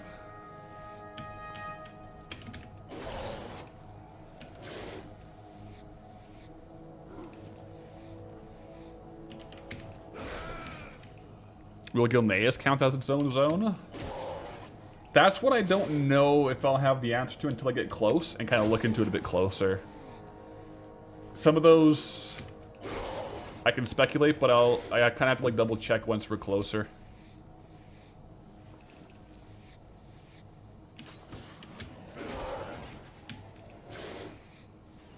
Oh no, your hardcore paladin died at level 41, helping a guildie, and they dropped a dozen leads on you with their pet by accident. Oh, they didn't dismiss their pet?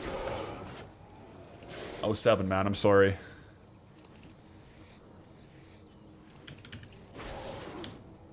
We go again. That's a hard one, though. Bags are full. Let's do a bit of a bag clear out here.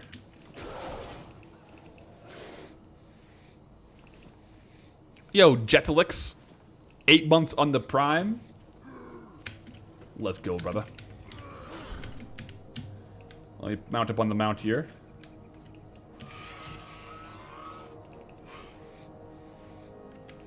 Gotta actually vanish to get out of these guys' aggro range. Alright, we're gonna bag sort. Sell all junk. And now, we have to look and make sure vendor price is better than disenchant. Disenchant on this is like 25 gold, but vendor is 35, so that's really good. Again, vendor is still better. Disenchant on this is like 55 gold average. What? Man, a lot of these have like massive disenchant and massive vendor prices. This is great. Nice. Oh, that was that was my ATT. I thought that was a text to speech. Nice. Almost got me there. Almost got me. Then I'll put stuff I'm actually going to sell there. Well, no, that one's a vendor.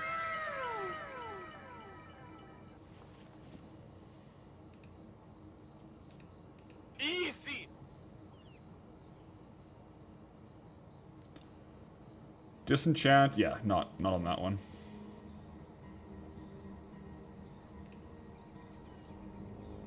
Actually, I'll probably sell those. Buccaneers bracers are pretty good transmog. And then these will be disenchanted. Oh wait, those must have been from something else. Oh, those weren't supposed to be disenchanted, my bad. Oops. It's okay. It's okay. I didn't realize there was more stuff in my bags too. One sec.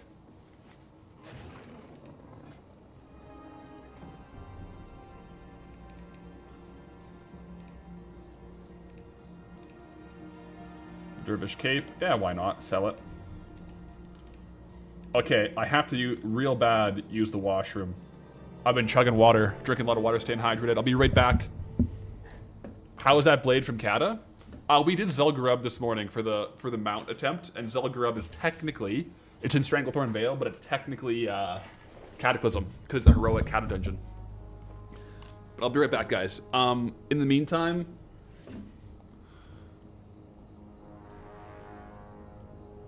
BRB. Good boy.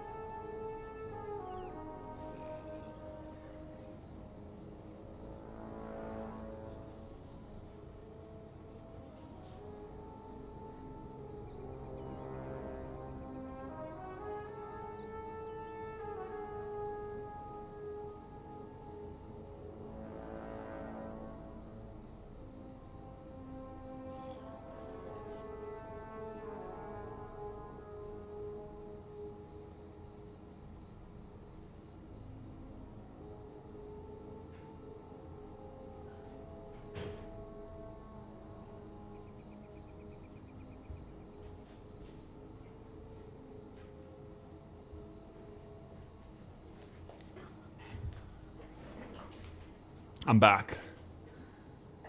Did Boo hold down the fort all right?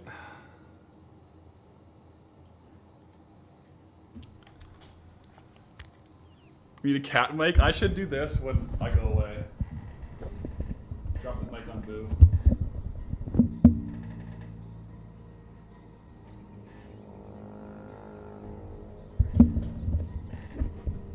Good old Boo. Hey, Anderson7, greetings travelers with the Twitch Prime. 5 months going. What's this, Tomlin?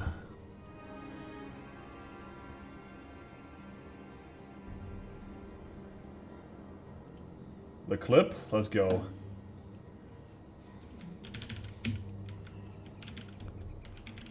Please don't shock the cat. I won't shock the cat. We got no electrodes.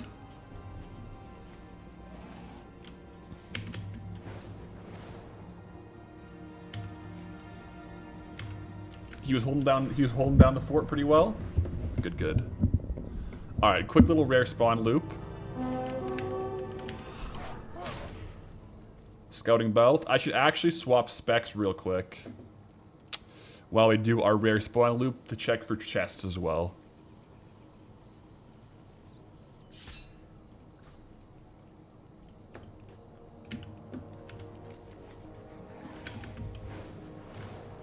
Do the full loop though, see what we got going on.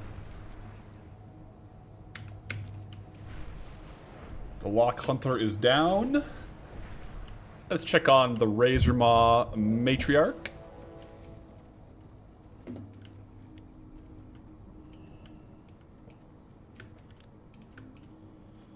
And no Matriarch, but we do have the pet. Let's grab the pet real quick. The hatchling.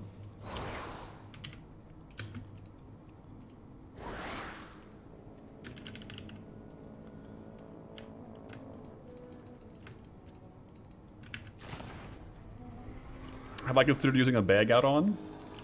I personally like the independent bags versus like bag non. But there is a built-in like in-game one bag thing. Like you can do in settings, like turn it into one bag in game, which is kind of cool. But I kind of like the individual bags still. All right, this guy is not up.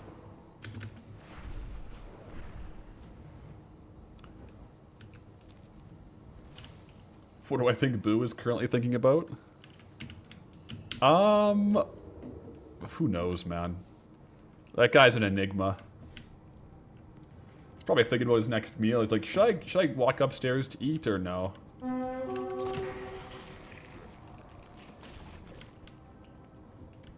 Like, do I make the trek upstairs for food? There is food upstairs. That's probably what he's thinking about at all times. Can you blame him?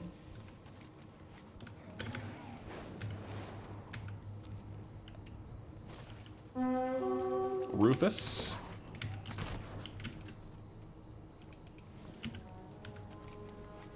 Okay. So far so good on the loop here.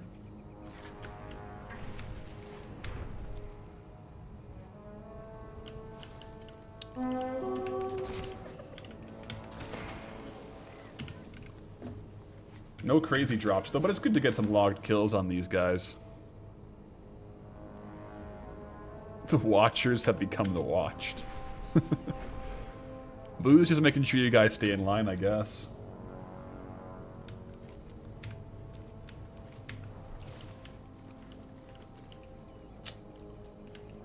I don't see the rare here.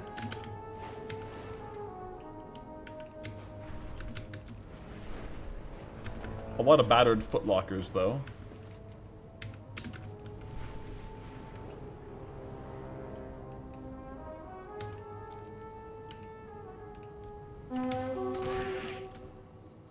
Pretty good loop on the rares. Like, we've had like 5 or 6 rares here. A couple more to check on real quick. No chests, though. The chests seem to have been kind of picked over. Oh! Let's go. We got Garneg's Warbelt, guys. From Garneg Charskull. The Warbelt. 15 to 30k, regional sale average of 6k. Big pull. What's it look like? Only has... it doesn't share appearances with anything else. Unique appearance, guys, with a double belt. As usual with our Bard set. But, you know, that is what it is. That's our set. It actually looks really close to the Bard belt. Just a different color. Oh, no, it's quite different, actually. Well, that's the biggest pull of the day, guys, so it goes up here. I'll give this like a... We'll give it a 15k, you know? I'll take it. Nice little break in the farming for a rare loop. That's why rare loops pay off, guys.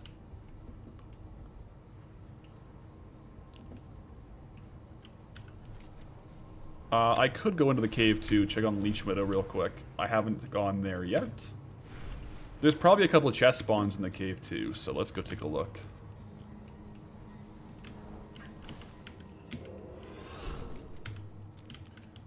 Leech Widow is very deep into the cave though.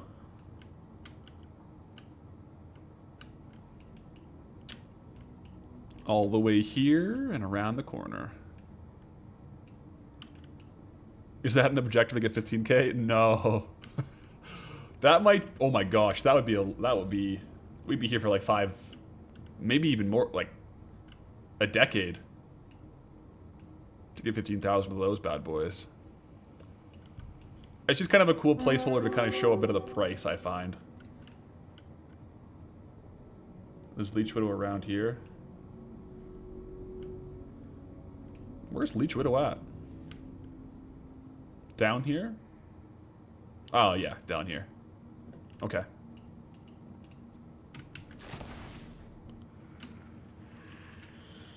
Nothing crazy from Leech Widow. All good. We'll head back out. I could check on Marek, too. If we check on Marek, we will have checked on every single rare spawn in the zone. And most of them were up, too, so that's good.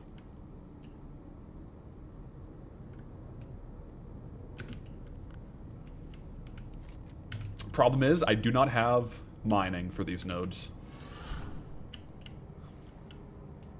Oh, I should check the applicants, too, for the guild. In case anyone applied.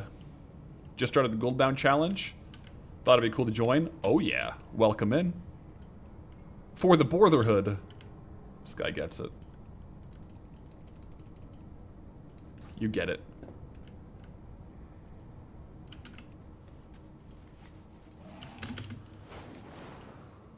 Okay.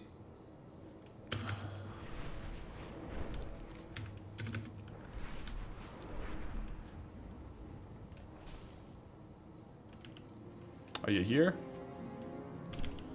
I don't think he's home.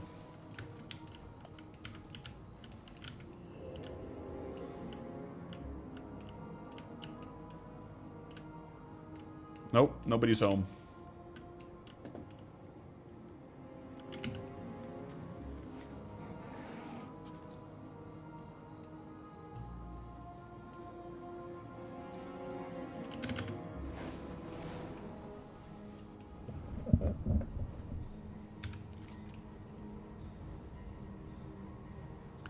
So that's every rare spawn. I didn't see any dark iron chests either, though. Let me check over here, see if a chest spawned. I have tracked treasure on, right? Pretty sure I have tracked treasure on. I do have tracked treasure on, yep. So I don't know why it would have stopped.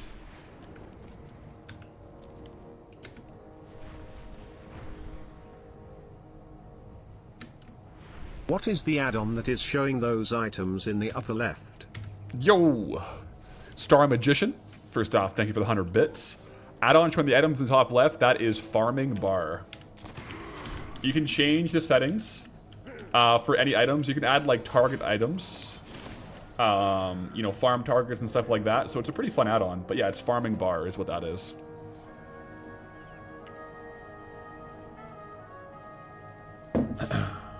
Back to Assassination. Man, I wanna get at least one more Crimson Whelpling is the thing.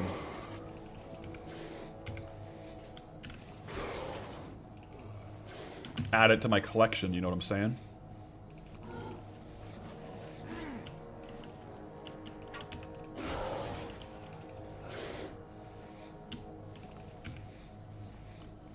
Is that because I sold by only one? You just have to find out. The thing is, this is kind of like the best farm for high value and also for consistent gold, right? With the skinning. So it's just good all around. But it doesn't hurt to have more whelps.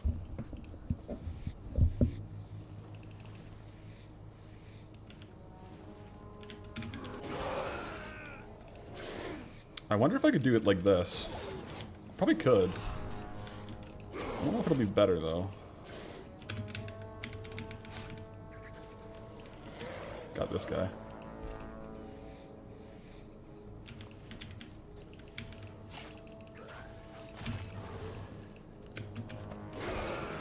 It's probably slower doing it this way.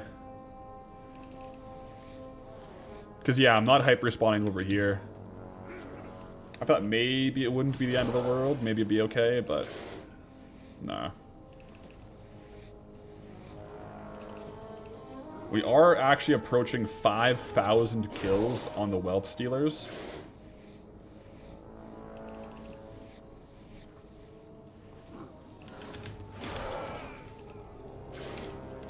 Not to mention the 2,800. So we're approaching 8,000 total kills on these guys in this farm area.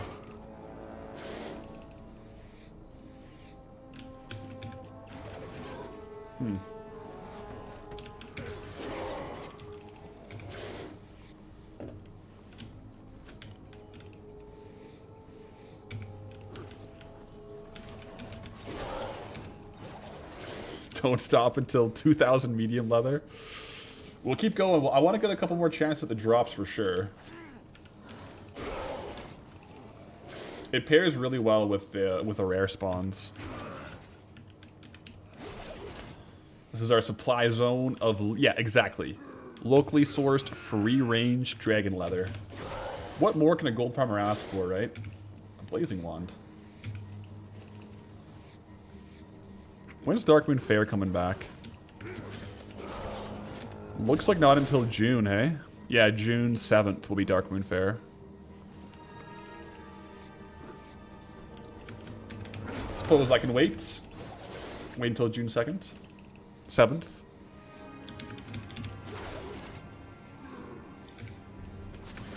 Yeah, our stockpile, I haven't been selling it, right? We have like 7,000 gold almost in Darkmoon Firewater. I haven't been selling it. I farmed this up at the last Darkmoon Fair just so we have a stockpile of it. With the intention of not selling it. So I can use it myself here. And I don't really count it as like a lost gold per hour because this stuff I farm from pools, not from my hat, just for personal use. So objectively, maybe not the best thing to do, but it's kind of handy to have for these farms. And if we can farm it ourselves and just stockpile it like this, it's kind of handy to have.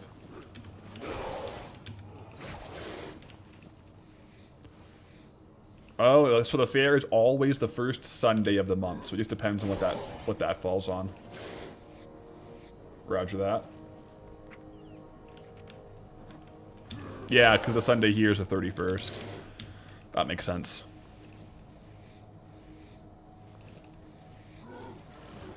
Sup, boys? Resident of Kanto. Greetings, traveler. Welcome into the farm session. We find ourselves in Wetlands, skinning some dragonkin, killing some orcs. Every single loot, a chance at rare... Every single loot, yeah, a chance at rare loot. Just the way we like it.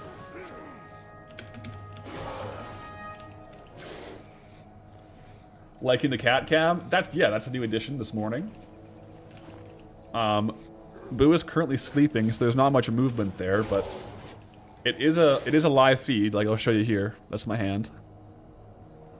So it is a live feed. It's not a picture. Imagine I just throw up a picture and say, yeah, he's just sleeping, but it's just a photo. That's kind of nice. I can turn it on and off, right? So if he's not there, I can turn it off for no cat cam.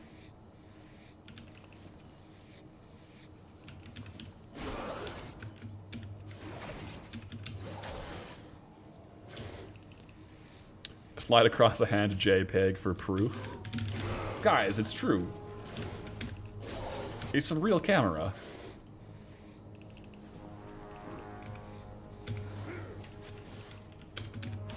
That'd be funny though.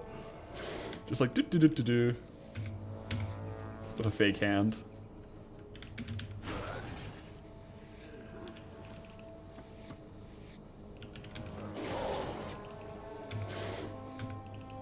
I mean, so far we have a lot of looted value. I mean, some of this looted value, guys, is from the Garneg's War Belt. That was a good pull we got.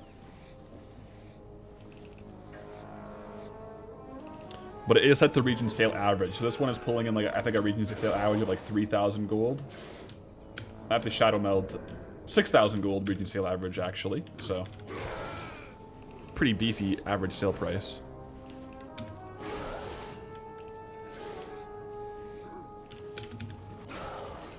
Welcome in, guys. If you're just tuning in, it is confirmed, it is true. Due to popular demand, we got a cat cam. We did.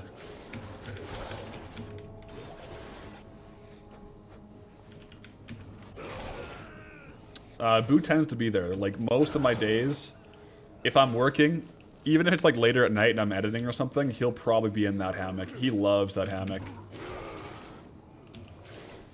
He just likes being around, I think. Likes hanging out.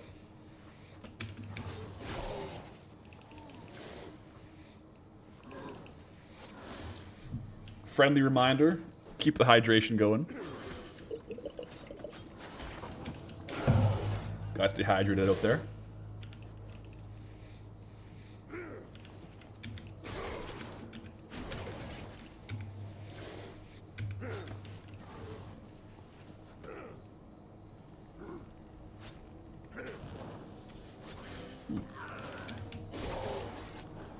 Unfriendly reminder to hydrate. Oh no.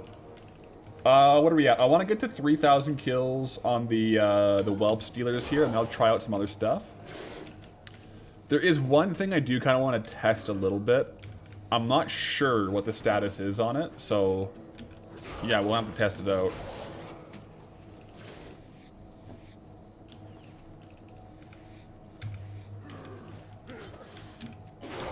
Drink water or else. Guys, it's just good for you. It's just good healthy habit to do. Most definitely.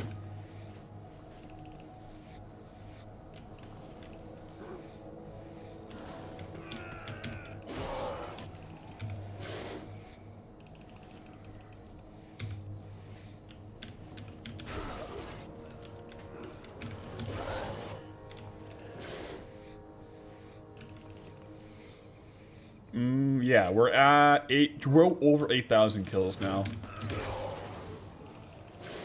What? 8,000?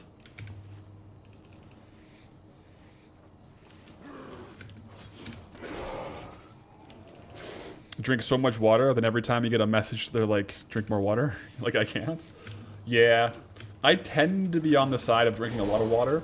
I've just always done it from like a fitness perspective, just trying to stay hydrated for performance.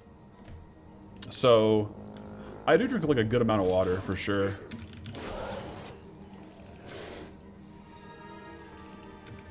Do any of the gray items I'm getting sell? They do. A lot of the ones in this zone in particular are like below 500 gold though. For like actual sale kind of prices. We can get the brocade set here. The brocade set is a gray set that actually sells quite well. Kind of like a lower ticket transmog set, but it is gray. So some of the grays can sell. I was a bit more gung-ho on selling them when I didn't have any other options in Elwyn and stuff like that. Some grays I still do sell, but my overall threshold for how much an item has to sell for to go to my transmog character is higher. So now only some grays will meet that threshold.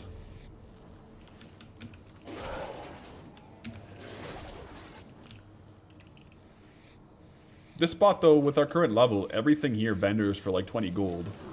So, every green we get It's just like a little couple golds padding the coin purse. Current status on the gold farms, by the way, guys. We're at 153,000 gold. WoW token, last I checked, let's check again, is like 259. It's down. Wow. Well, WoW token is 259. It was up to like 270 yesterday, I think. So if we have a good mailbox clear this afternoon, it may very well just be able to buy a WoW token. It's very possible.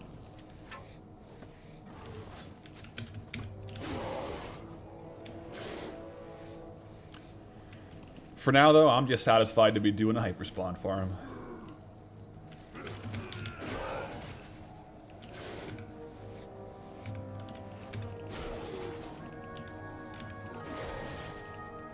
That being said, I want to get to 3,000 kills on these slave hunters. That was kind of my, like, mental goal today. We're 7 kills away, and then I want to test another gold farm. Well, not test a gold farm. I just want to see if something drops. Based on that, you can probably guess what I'm going to do.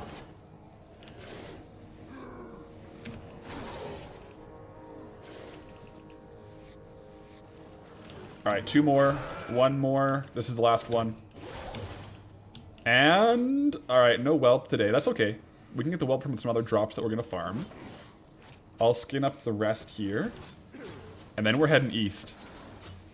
Speaking of west and east, guys, I did get called out hard on my last race locked video.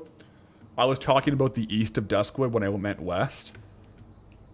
And you guys let me know in the comments. Like, I think by east you mean west. It's like, oh yes. My bad. A misspeak indeed.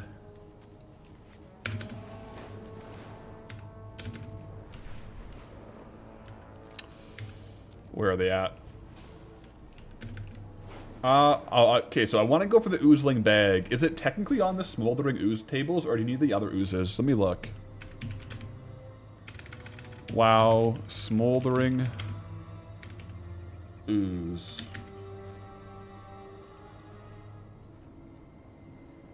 Oozing bag is on their drop tables, yeah.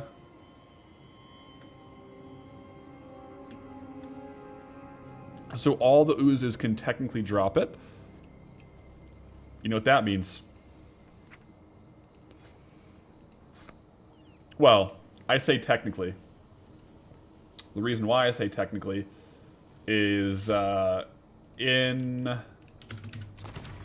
Swamp of Sorrows, we were farming these guys as well. Similar drop for the disgusting oozlings.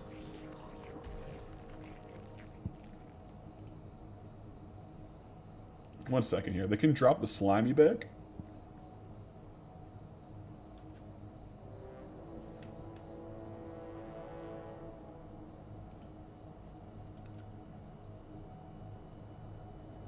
So these guys' pickpocket tables can drop the slimy bag. We want the oozling bag. And I don't know if it actually drops anymore from them. In Swamp of Sorrows, the oozling bag, which can have the disgusting oozling pet, that one doesn't drop if you're over a certain level. Like, you have to be basically a certain time walking level. It was like level 25 to 45 and the bag will drop. So I don't know about these guys.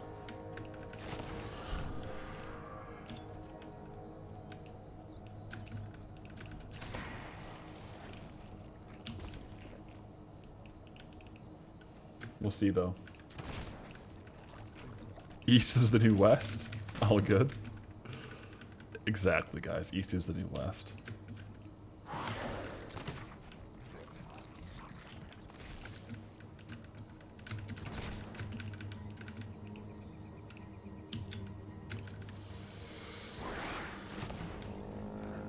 The problem is, if these guys don't actually drop the bag, even if they do drop the bag, it's a really bad farm because the bag drops at a 0.8% drop rate, according to Wowhead. And then within that bag, it's still like an 18% chance to... only an 18% chance to get the battle pet. So we would have to technically farm like quite a few bags. Might even be lower than that. Quite a few bags to get the battle pet. I'm more so just curious on whether or not it's actually on the drop tables. For our level. Just get lucky. Well, I was farming here on, not even farming, I was questing here on my hardcore paladin yesterday. And the very first drop, I got the quest bag, which is normally quite a low drop rate to get. And can historically in Classic be like a long farm to get. If you get unlucky, I got on the first one, so we could always get lucky.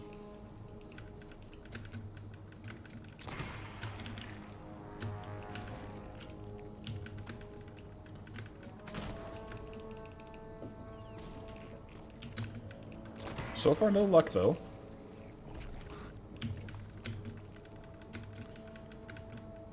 Because there's smoldering ooze, and I think up here... Let me just fly over to see what the other type of ooze is. Out of curiosity, before we get farming for too long here.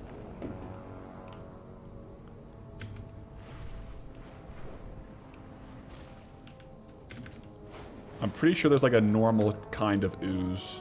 Yeah. There's the black ooze as well. Let me see what the drop rate on this is reported at.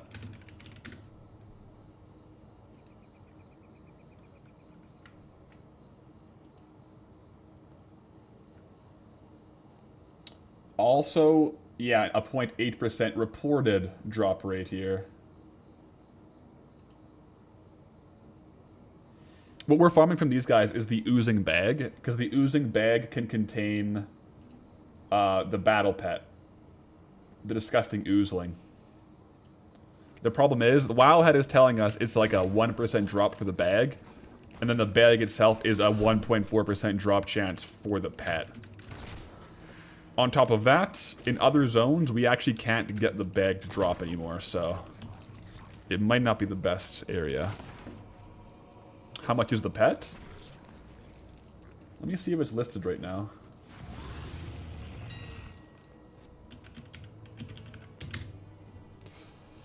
It's like 90k. Average sale price of 25k. It's like a big ticket. I know with the Swamposaurus, you have to be on like a low-level character to get it to drop, is the problem. Because, yeah, if it ends up in a world where we actually can get the drop, and it's a 1% drop chance, right? Let's just do some math real quick. A 1% drop chance, just say it does drop. That's 1 in 100. And then, of that, we might need 100 to get it, like to be on drop rate. So it's technically 1 in 10,000 is what the drop rate would be. It's the same as the whelpling. But it's a lot harder to farm specifically. But it's worth, let's say it's worth 90,000 gold. So technically, if it does drop at 1%, the expected value of each kill is about 9 gold.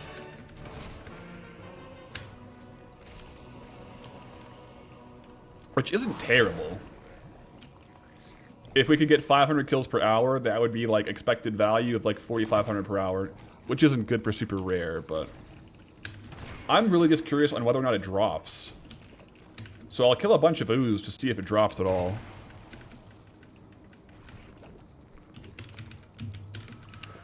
Does Blizzard actually publish which drops are level gated, or is that gathered by players via trial and error? As far as I'm aware, it's trial and error, which is exactly what I'm doing right now. I don't think it's posted by Blizzard. But to my knowledge, there's not too many like level-gated drops like that. And to be quite honest, I think it has increased the value of the disgusting oozling pet. So in reality, if you're not playing Goldbound and you want to farm the pets, I forget what level you have to be, but you pretty much want to have a character camped at that level. Which, it wouldn't be too hard to get a character there.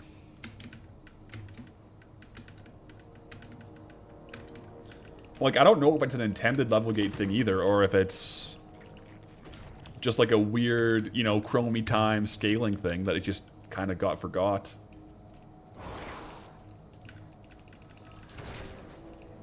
I really don't know. Can I show my achievements? Yeah. This is my account achievements, though, so... Not just Goldie, but these are my achievements. Almost 20k achievement points. Not bad, not great. But it's not Goldie specific. That's my overall account, so... Oh, wow.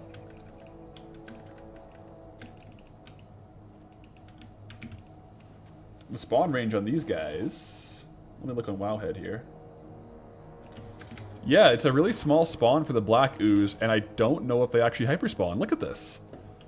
So if... Okay, honestly, guys, if they don't hyperspawn, and they don't drop the bag, it's going to be hard to get that gold. We can go back and forth between the black ooze and the smoldering ooze, though.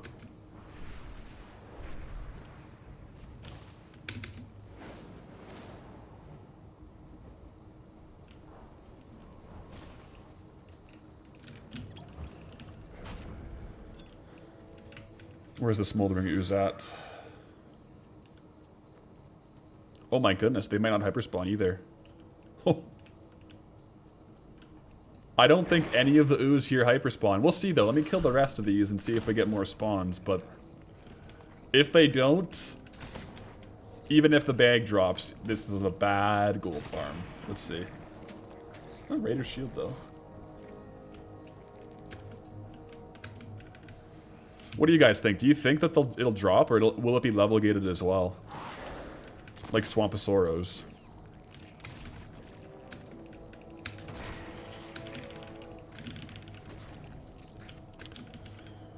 And then the question is, like, to prove if it drops or not, how many do we have to kill?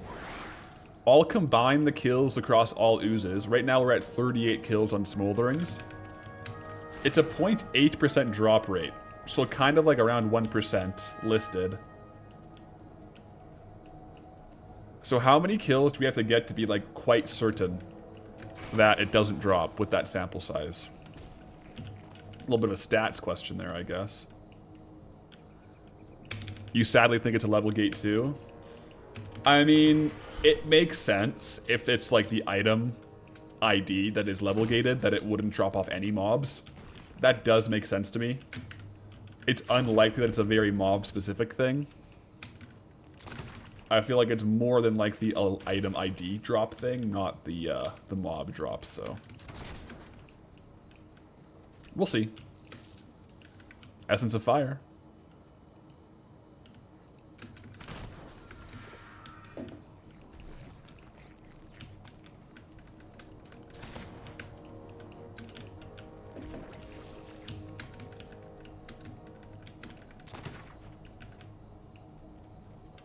May as well tag the elementals when they're in the way.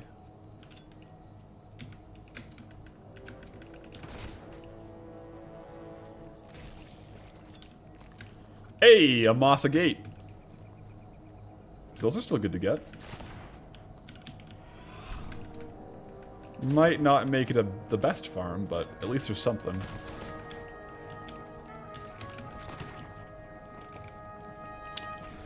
And the vendor sell price on the Ichor, it's 22 silver each, so a full stack is like 4 gold, 44 silver, 40 copper. So, not the craziest vendor prices either.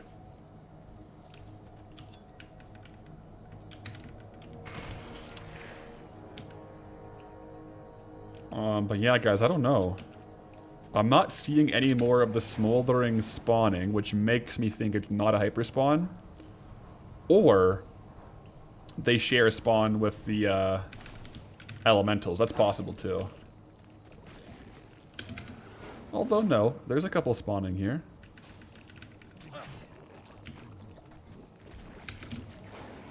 Maybe those are ones I killed earlier though, and they're just respawning now.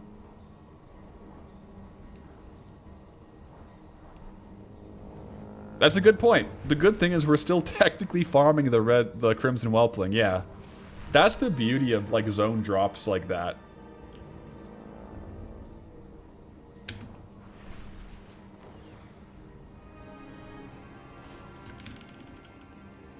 Wait, I do know how to probably say Ichor.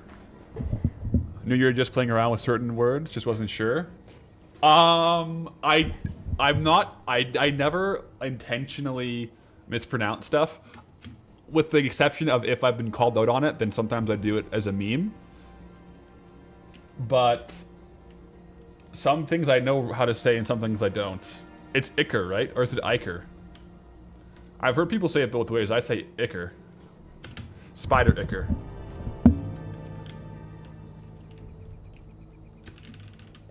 Man, these don't hyperspawn. That's so bad.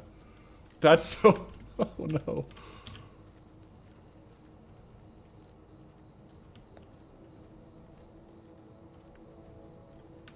That's... Wow.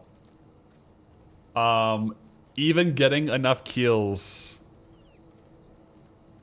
to test if it does drop or not is gonna be a while. There's some in the tomb as well? Okay, let's check in here then. We may as well go down here.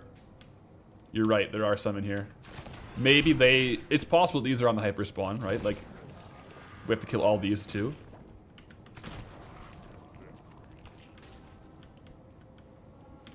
Yeah. So we're gonna have to make this part exactly of a mixed farm. So I'll rotate these guys with their spawns with a couple other mobs around that I wanted to kill. That's a good idea. Because, yeah, they're not respawning yet. I do want to log a bunch of kills, though.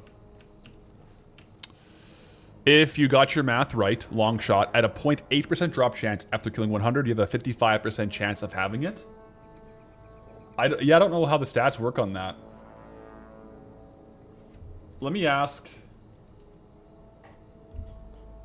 if something is a 0.8% drop rate, how many kills to have a 95% chance of getting it?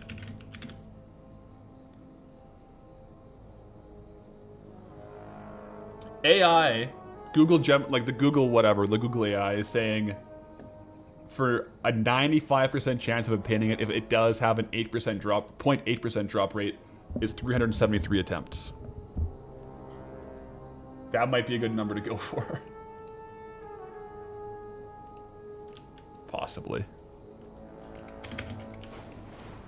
Let's go back and see if I can get some foragers' legs, though. Because, yeah, they don't spawn anywhere else. It's all other stuff here. Like the raptors and stuff like that. The gnolls also drop stuff, too, though, I think. There's quests for the gnolls, at least.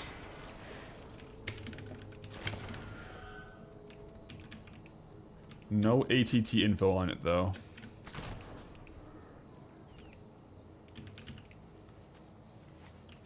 Yeah, I'll go back to the murlocs in between the oozes. The bluegills. I really want the forager pants, guys. It's also a super low drop rate, though.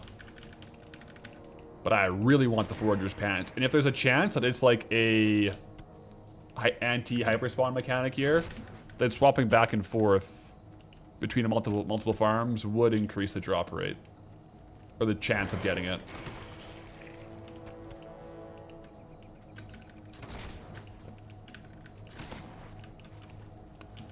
Ironically, this is exactly one of the areas that we were just questing on our hardcore character yesterday. That's hilarious.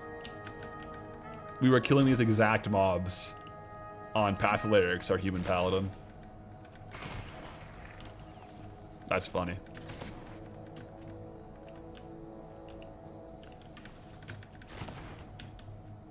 One of the items on the gnolls is the accountant's lantern. But not gonna lie, that's a good item for Goldie as far as the namesake goes.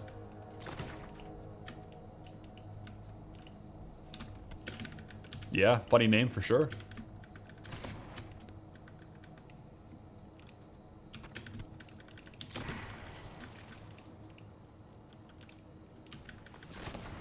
Look at these guys, though.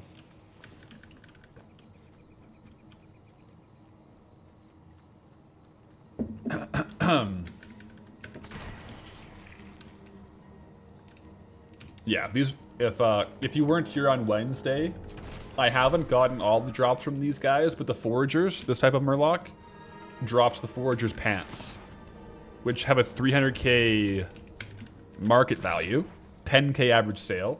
The murlocs drop a weapon, the bluegill kukri. I got a couple of those yesterday, on Wednesday, I mean.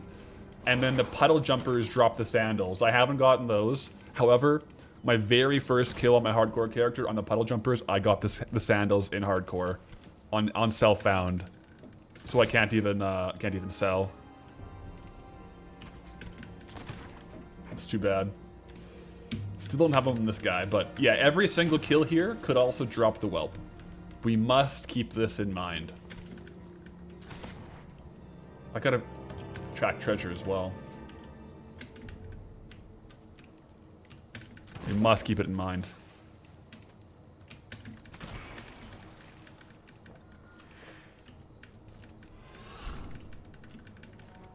New episode tomorrow? You bet your bottom dollar. Mm-hmm. Can confirm. There will indeed be a sode. Ooh, he transformed. Nice. A Goldbound sode.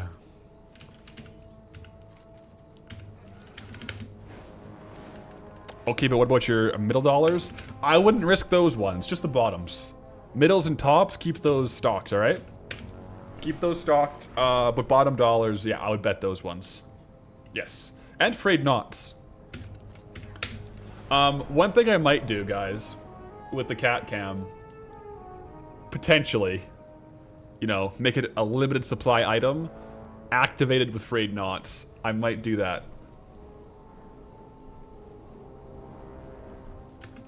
You know? Like, a certain amount of frayed knots activates cat cam. That could be fun. I won't tell you if Boo's there or not, though. So it's a bit of a risk.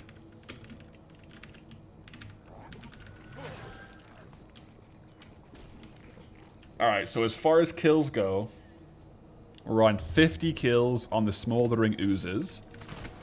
Let me clear these guys out.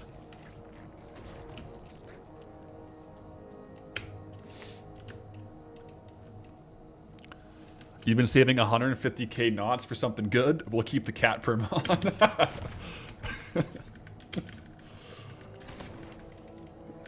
Just perma. Hey. You know? Boo is literally just sleeping right now. He's got his head tucked into his arm. Keeping the light out of his eyes. Can't blame him. It's pretty bright out there, so. Oops. What are we farming?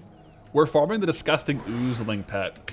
It's technically on the drop tables, but we have a hunch that the bag from these guys is actually gated to lower levels only. So far no drops, but we'll keep going to get a decent sample size before we make that final conclusion.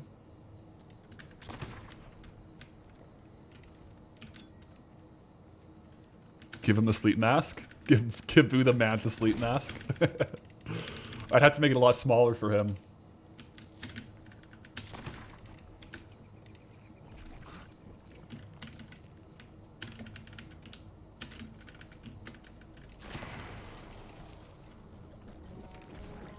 No, Boo is hilarious. Like, when I'm late at night editing, he literally follows the mouse. Like, he'll sit and look at the screen, and he just follows the mouse back and forth as I'm editing. Dude loves editing. He just stays in the hammock, though. He's such a good cat.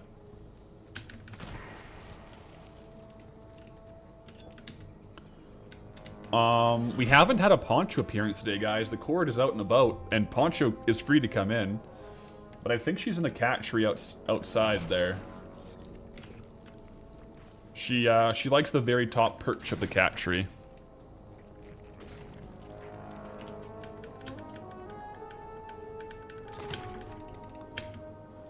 Any fun plans for the weekend? Well, my brother was going to come visit. However, some work stuff seems to potentially be coming up, and he might not be able to come up this weekend anymore.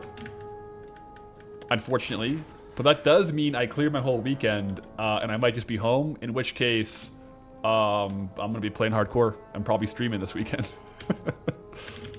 Fine by me. Alright. Is what it is.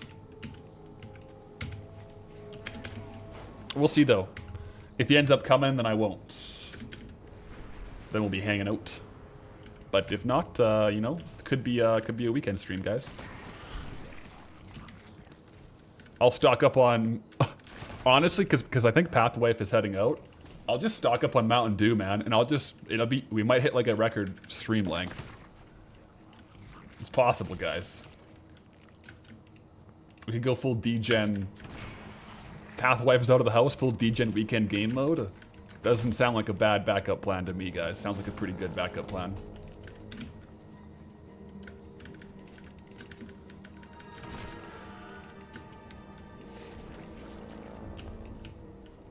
Alright, so we're over 50 on the Tormented, Smoldering, and over 66 here, so... We should technically be over a 50% chance to get the bag, if it even drops anymore.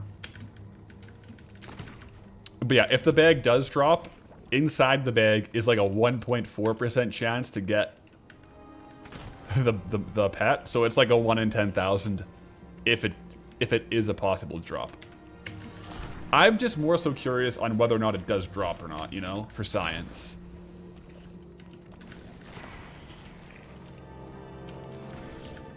That's my major curiosity right now.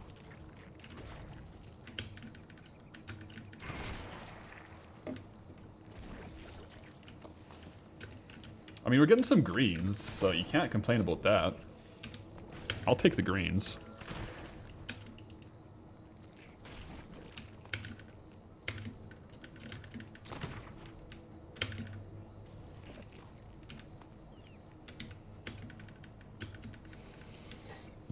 But yeah, there's also the factor here we were talking about. These guys don't hyper spawn, so even if the bag does drop, very hard to farm it here. If you do want to farm the oozling bag, what you have to do is make a low-level character and farm Swamp of Sorrows, and pickpocket the oozes there. The bag is like a 20% drop rate from the oozes in Swamp of Sorrows, so that's the highest drop rate. If you want the pet, do not farm here. I'll tell you that right now. Even if it is a possible drop, the best spot to farm will for sure be Swamp of Sorrows on a low-level character. I don't know what the level range is now that Midnight came out, but probably like 20 to 60 is like with like Warband Crummy time. You'll be able to get the bag to drop. I think that's probably the sweet spot. It honestly wouldn't be a bad gold farm just to have a dedicated character that's like got good gear, like heirlooms that can just farm there. Because it's listed for 90k right now, the pet. So honestly, not a bad farm for someone to do.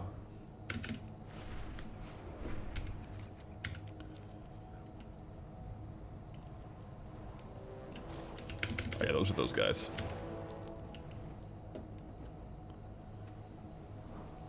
Yeah, you sold some Mog and made 65k. Time for a new zone for you. Yo, grats on the sales, man. You're doing a Goldbound challenge as well, I believe. If you're rolling right away, let us know what zone you spin and we'll cheer you on.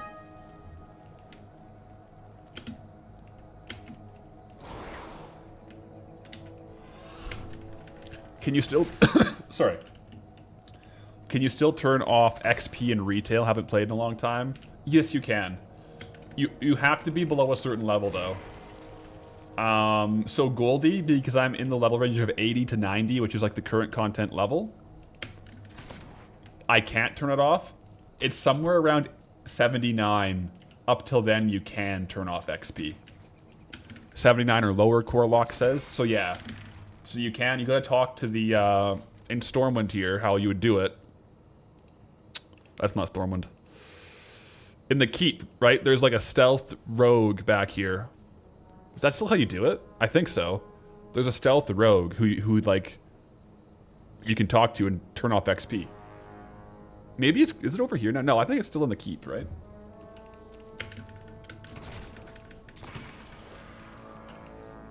Yeah, like I know if you're familiar with Nabel, was zone locked, he turned off his XP at level 30.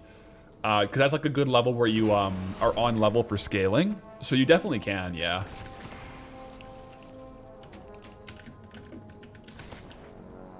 Man, I think if I turned off my XP at 30, each zone would probably be like considered to be longer.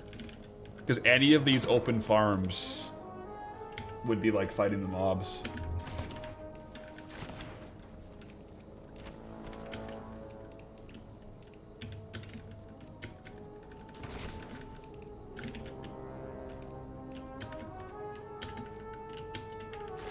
Yeah, the ally one and the horde one are on the best.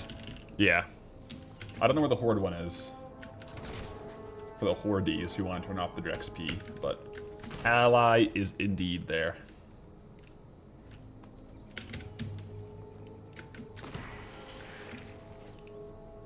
Do a quick little vendor trash sell here.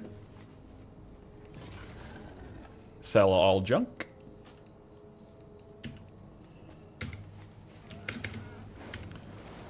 And then I'm gonna head. You know what? I'll fly over some of these rares just to check real quick on our way back to the smoldering oozes. Make it a true multi-farm while we're out and about.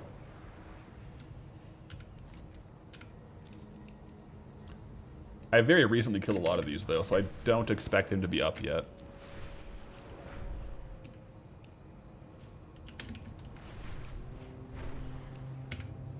Doesn't look like they are.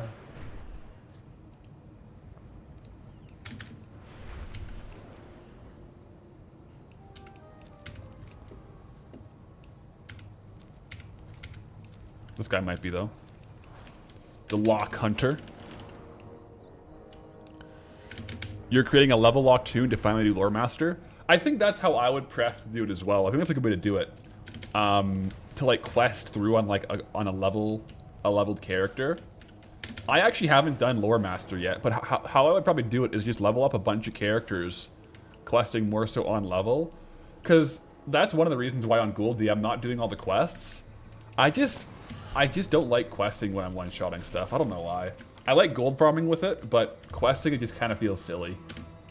I'd rather go out and like quest for XP for it. I mean, maybe I should be doing the quests, but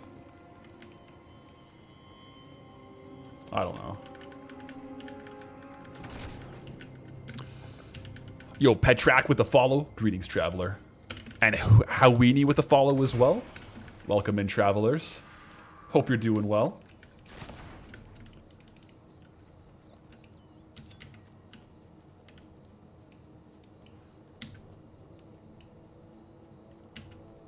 Some quests might phase you, could be useful for farming. That's true.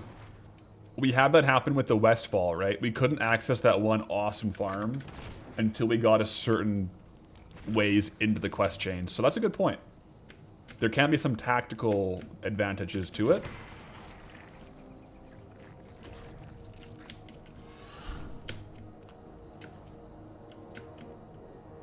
I don't know which, I don't know the best way to find out how that works unless you do it. But then if you go too far, all of a sudden you can't get back. Right? Like, what if you quest and you phase out and all of a sudden I no longer have the hyperspawn? Because in the quest chain, they're no longer fighting. So it's a risk both ways. Sometimes it unlocks a farm, but it can also turn off a farm, right?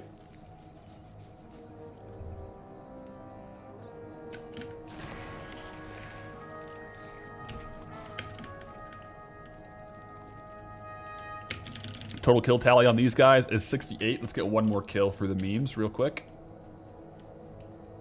If there is one more. I don't think there is one more, guys. Okay.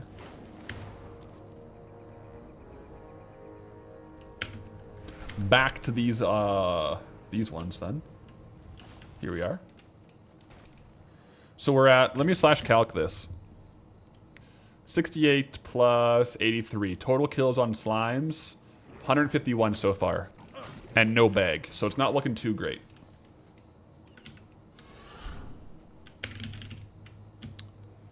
Any tips on winning the fishing derby in Booty Bay? Yes, but I have one qualifying question before I give you my tips. Are you on Classic or are you on Retail? Very big difference for any tips there.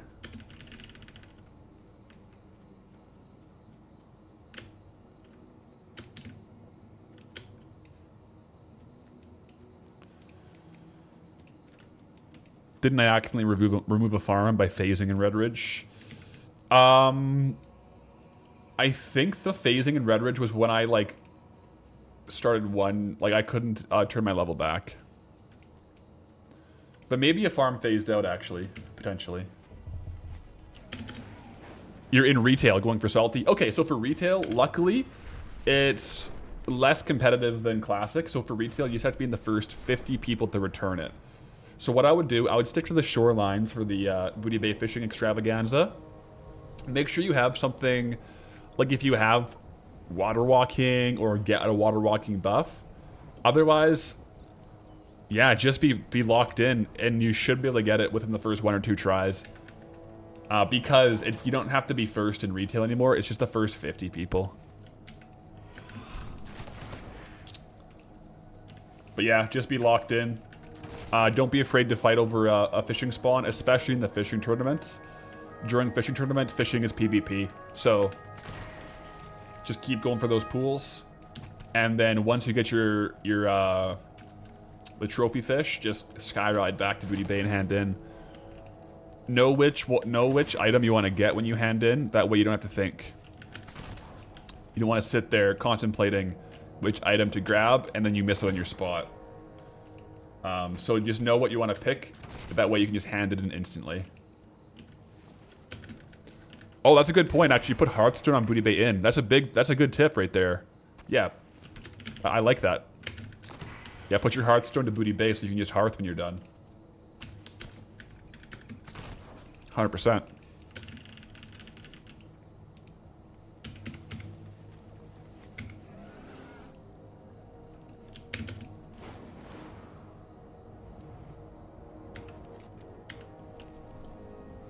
I'm proud that so far we haven't gotten an accidental zone unlock while we're in Wetlands here, guys. With this corner. This corner is crazy dangerous. But yeah, with Retail, you should be able to get it first try. And if not, just go again. That way you'll know the ropes where things are. But yeah, I think it's first 50 in Retail, so should be able to.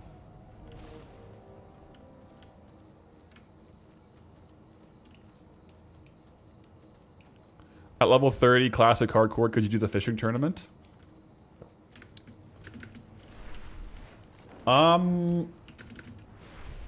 Now I'm wondering, is the fishing tournament in Classic Classic? I haven't done it in Classic Classic. It must be, right?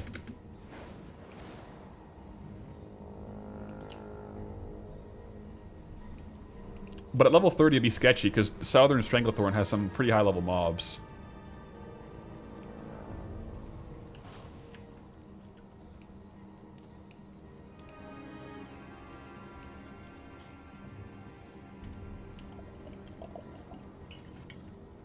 Like, technically, yes, but you... Like, especially on hardcore, it's too big of a risk. It would be hard, too. Like, imagine you're trying to get a node, and you aggro a level 43 gorilla. What are you doing, right? You're running. And then, if you run, and you waste 10 seconds, you're not winning the tournament. In Classic. Because, yeah, the original Booty Bay tournament is the first person with the fish. So it's super competitive. I remember when I got it on my Paladin for Salty title, many moons ago, I think it took me like 2 or 3 months to get, of trying every week to win the tournament. Really? You just have to have a good plan going in and get lucky on the drops, is what it comes down to.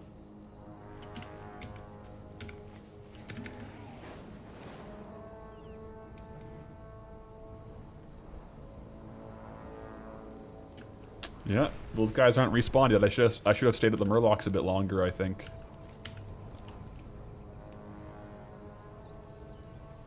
Yeah, we'll stay at the Murlocs a bit longer this time.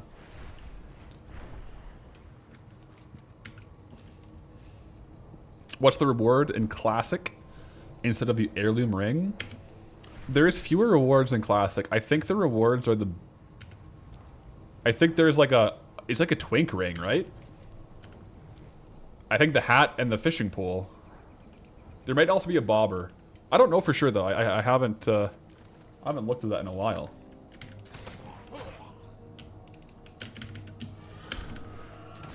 And there's Gobbler. We killed him yesterday on hardcore. Take that, bro.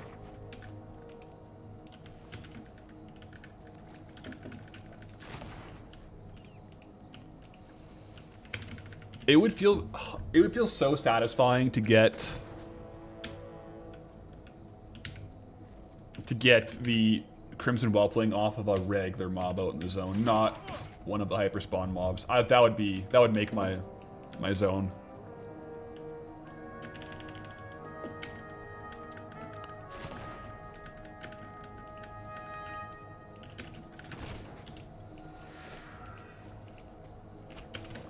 Check out Fishlock. He does great content. He does, yeah. He's got a hardcore series going on, so yeah. That would actually be a good one to look at if you're looking at doing hardcore fishing, for sure. Vezi.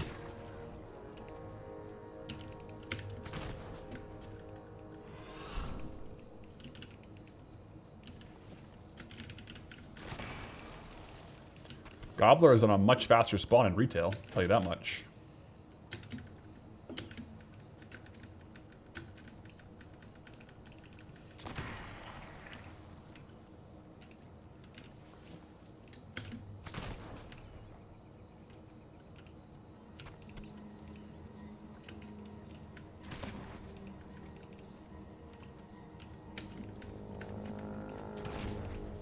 So on the actual Murlocs, we're at 221 kills. We have gotten a couple of the swords, I guess, so that's good.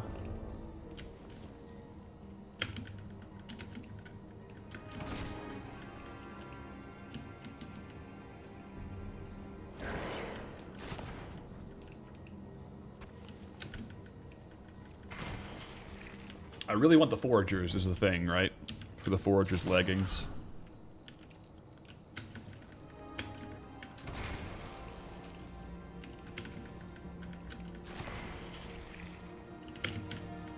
Zally Gaming got Westfall. Best of luck out in Westfall, bro. There's some good farms there, 100%. Got Dead Mines. Dead Mines is an interesting unlock for sure. You got Stendel's Pond for Stendel's Bane. That's always fun.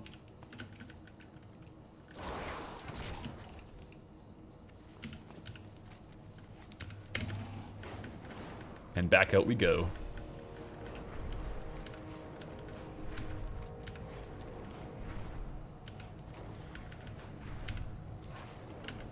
We are ripping on this flying mount. How goes the grind? So far so good today. Thank you for asking. So far so good. Man, respawns are really rough on these oozes though.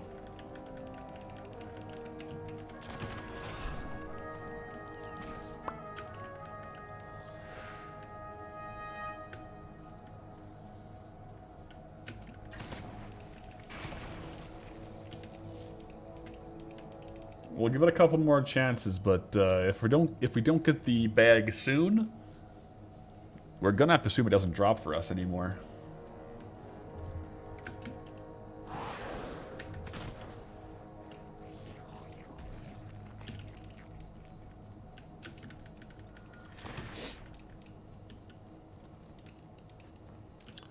To be fair, at this rate, even if it does drop, it's not like a very positive gold farm compared to a lot of the other farms in the zone, right?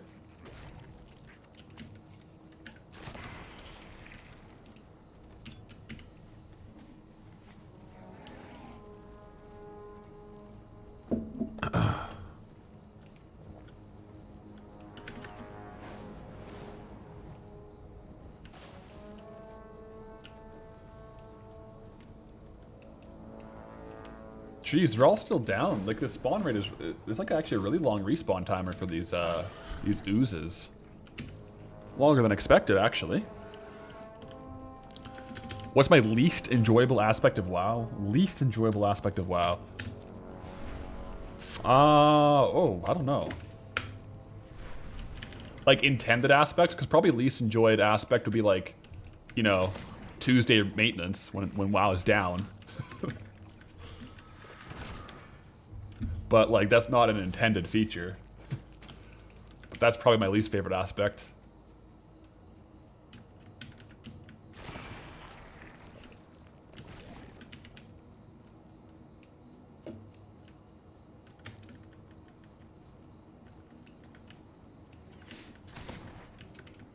Tuesday maintenance makes us all cry. It can be unfortunate at times. I will say, when you want to get on and play and you can't. 100%.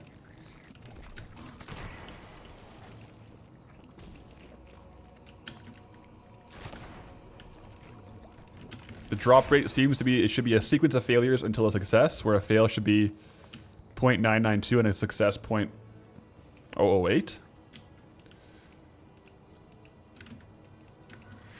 Kind of like a way to look at drop rates in general.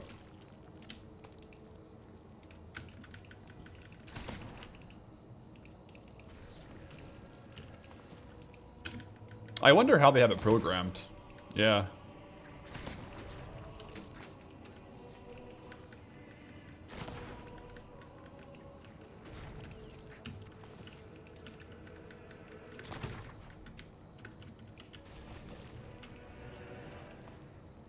You played Turtle WoW regularly. You've been thinking about a membership since Turtle WoW shut down.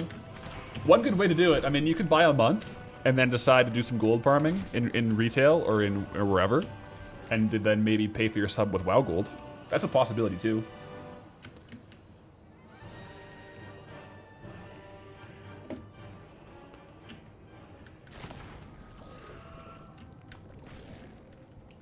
Into the tomb we go.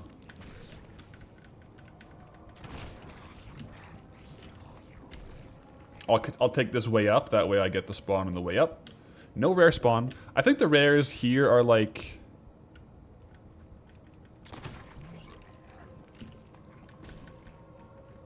an hour to 2 respawn, it seems.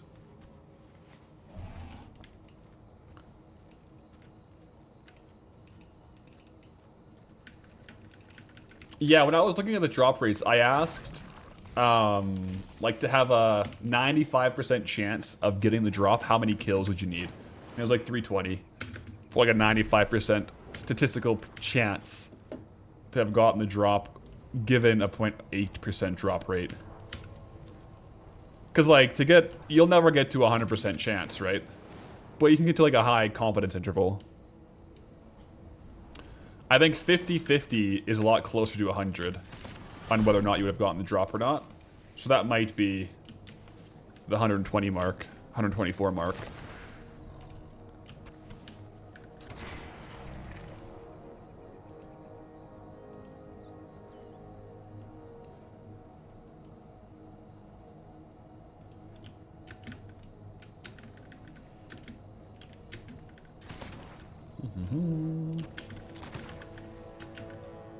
Not sure what probability model it used. It said the formula was the probability of at least one success is 1 minus, and then in brackets, 1 minus p, brackets, to the power of n. Like, 1 minus...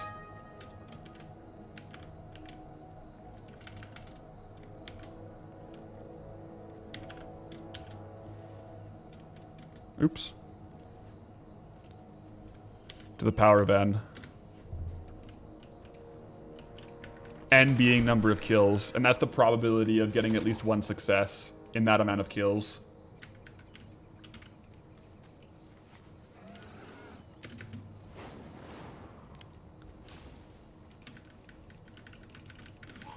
Does calc have to the power of? So yeah, it'd be like 1 minus the probability, which I guess is like 0.008. Yeah, to the power of, let's say like 350. So the chance you don't get it is 0.06. That makes sense. Let's see. 1 minus...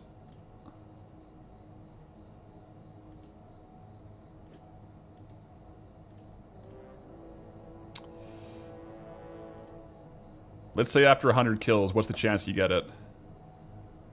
Yeah, it's like 54% chance after 100 kills.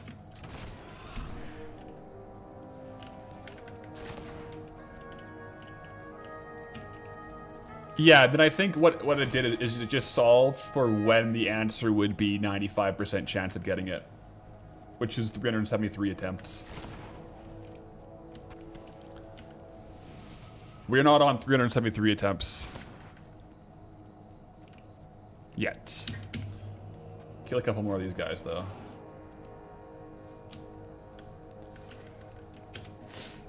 Have I gotten any of the expensive whelplings yet? Yes. I've gotten one of the Crimson and one of the Dark Whelplings. Tried for another hour and a half or almost 2 hours this morning to get another Crimson, but no luck. Technically speaking, though, every single kill we get out in Wetlands is another chance at a Crimson Whelp, so... we can keep on trying. Keep on going for it.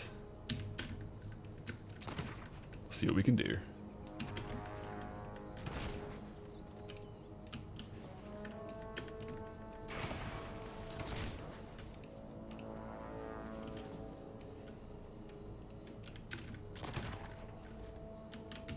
Always hated maintenance. Take time away from the sub. If you pay for 30 days of game time, you should be able to play 30 days. I wonder if there's like an extended period of like 24 to 48 hours if they would credit subs, like subscriptions. Has that happened? Like add a day of game time?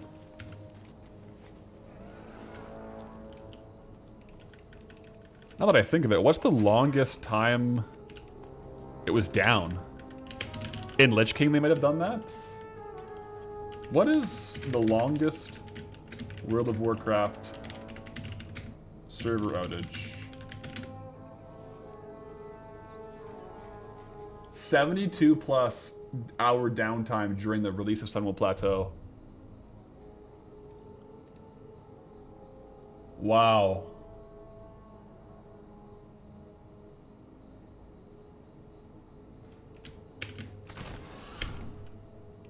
I don't think I was playing during that. That would have been rough. 72-hour downtime during Plateau rolling out, Sunwell Plateau rolling out.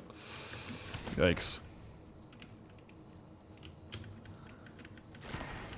What add-on I'm using for tracking kills? This is I've kind of gone back and forth. The one I'm using now is mob kill count. Mob kill count.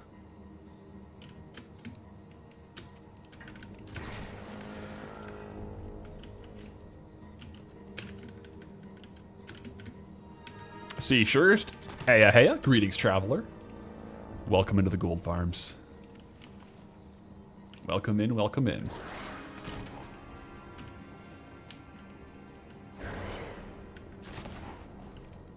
Sunwell Plateau was the patch where you started.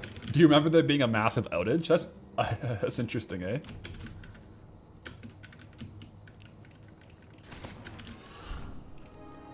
That would feel pretty bad.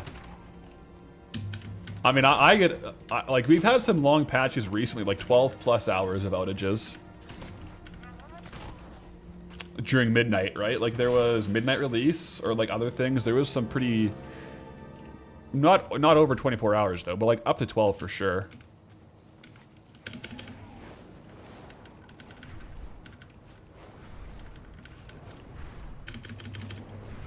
There was an outage during Ulduar as well.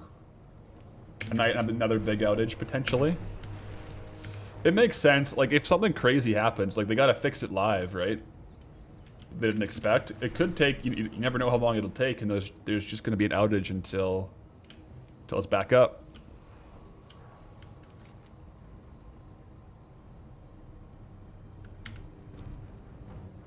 Remember everyone in the friend circle losing their mind on Tuesdays? Back in the original trilogy? Heck, I remember it now. I remember it this week. When I couldn't play, I was like, what the heck? I was sitting here losing my mind. I'm like, let me play hardcore. Let me in. You know what I'm saying? I was not okay.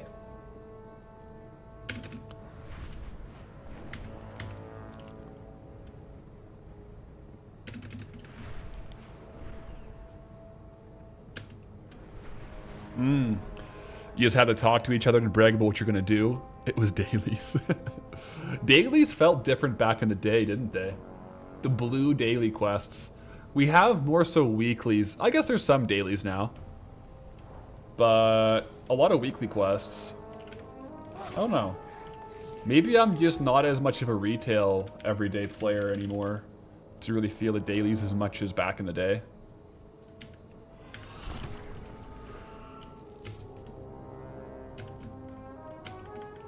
Yeah, world quests are the new dailies. That's a good point. Rotating dailies, yeah. Then there's still some rep dailies too. Like Renown has some dailies, I guess. Yeah. How much are Heart of Fire's worth? 20 silver.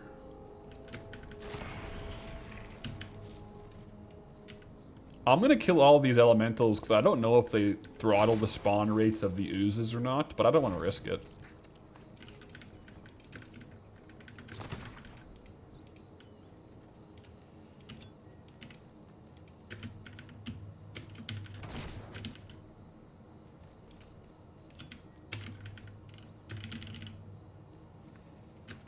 Really enjoying hardcore too.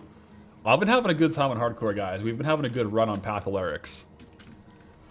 So like, I kind of regret naming this paladin Patholerics because now every time I say the character's name, it just sounds like I'm referring to myself in third person. Lesson learned.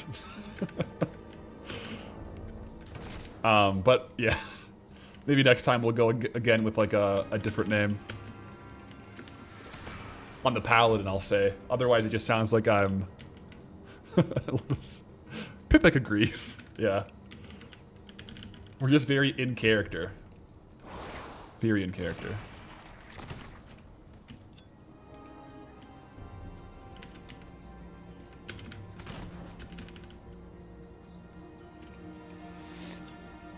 Tried 5 classes and Pally is the easiest by far. It has... Paladin has some good guardrails on it for sure. You have a lot... There's like, in a regular fight, unless you pull way too much, you have a lot of room for error compared to other classes, for sure. And I need 100% of that room for error. We'll see though.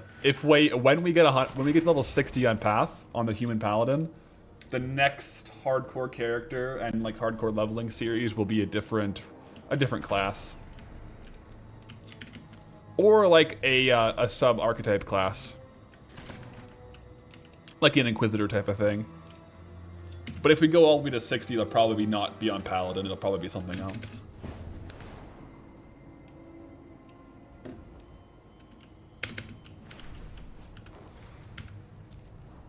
There's the oozes.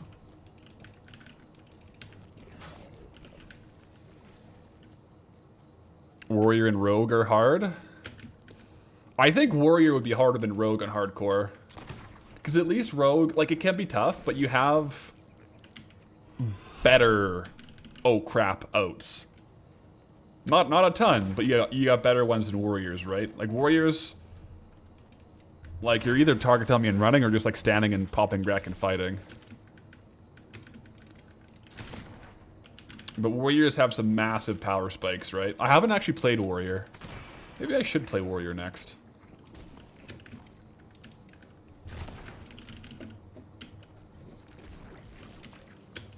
Yeah, I've never played Warrior on Classic, actually, ever. I've always just thought if I'm going to play Warrior, I may as well play Paladin.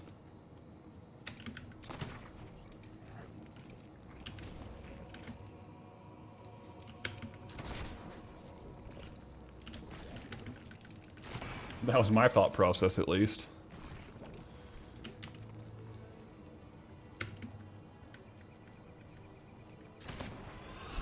Cause yeah, Warriors, like, what do you have? You got it's like first aid and engineering are your outs. Like none of your actual kit. You get shield wall. Like I guess you carry a sword and board. But yeah, sounds scary. Bags are filling up. We're gonna have to do a bag clear pretty soon. What's the 15k belt? That's from this rare here. From Garnag Charskull. It's his belt. Garnag's war belt. We pulled that one today. That's our best item so far today. As far as drops.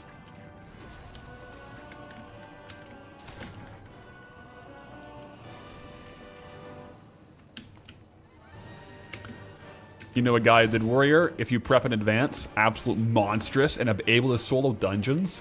If you didn't, absolute nightmare. I believe it. Yeah, they could be beefy though. Like if you have a lot of damage.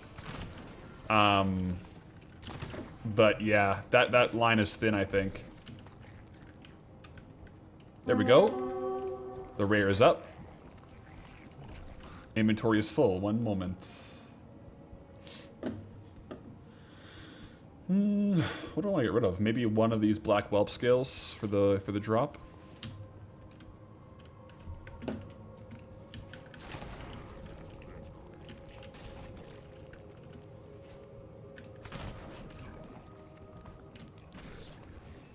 Ooh, cat cam. Cat cam indeed. He's snoozing. That's Boo.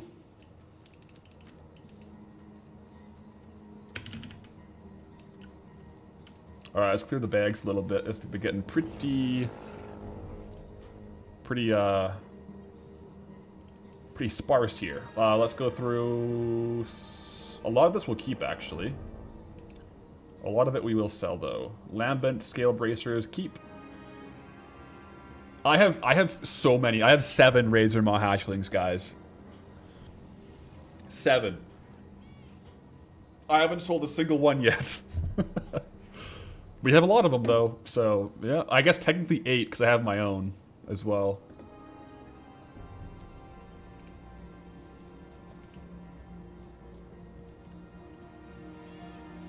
But where is Poncho? She's outside. The door's open. Oh, we got the Pathel 2 Boo 2 in the chat as well. We got 2 Boo emotes, guys. We got Pathel 2 Boo and Pathel 2 Boo 2. Both are acceptable emotes for Boo, I would say.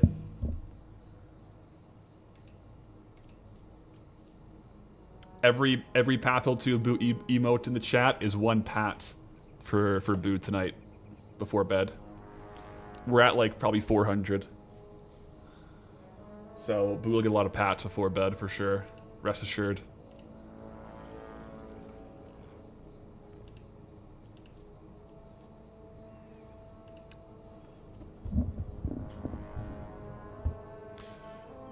I think Poncho's just napping outside, to be honest. It's a bit of a gloomy day out, so I think they're all kind of tired.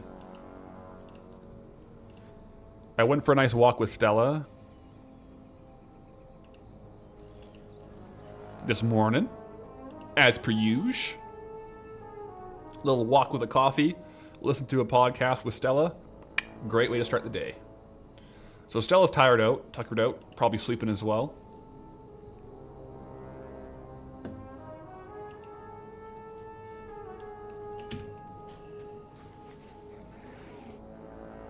$536 gold gained just there from vendoring. Pretty good.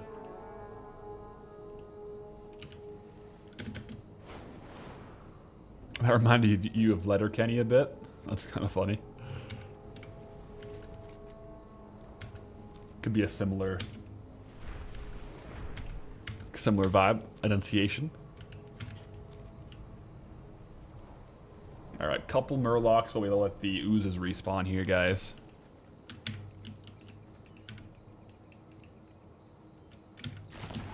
Crafting alt, enchanting angle. Eventually I will want to get an enchanting crafting alt, but for these ones there, I have enchanting right now actually. And the vendor price on the majority of these greens is higher than the disenchant value. I'm going to sell these ones, but for example, they vendor for 15 gold. Disenchant for 8. So some items are better to vendor, some items are better to disenchant. Most of the the Wetlands greens are vendor angles. But yeah, like just from vendoring there, we got 500 gold. It's no joke. That's good gold.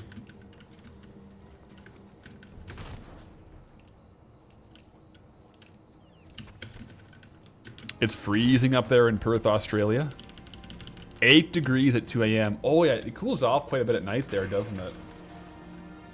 Once the sun goes down, like there's not much to retain the heat as far as landscapes, if it's pretty barren.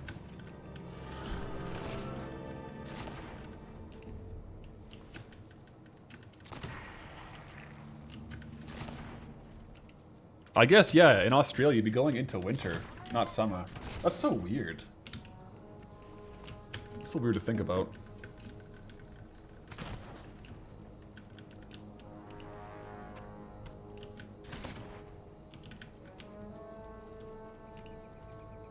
What's the add-on on the top left?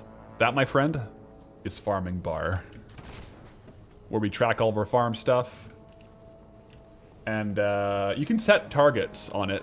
Like if you wanted to like have a target of a certain amount of gold or a certain amount of items obtained, you can definitely do that on there as well.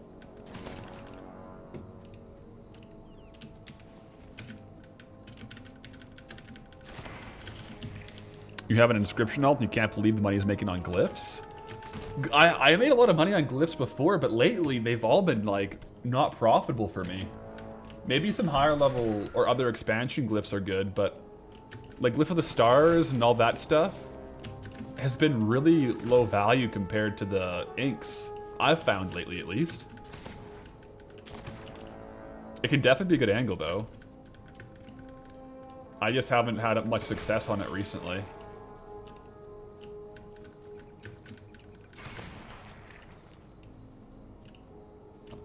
Burnished girdle.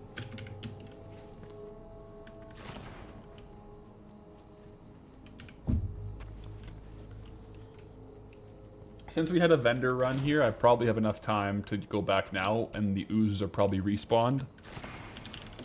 I think on this run, what I'll do is I'll go through and check it out. See how many kills we have. And we might make a judgment on the probabilities of the drop rates. So let's go back. Make sure I'm looking for chests. I haven't found any chests yet today. Let me do a chest loop over some of the areas where there might be chests.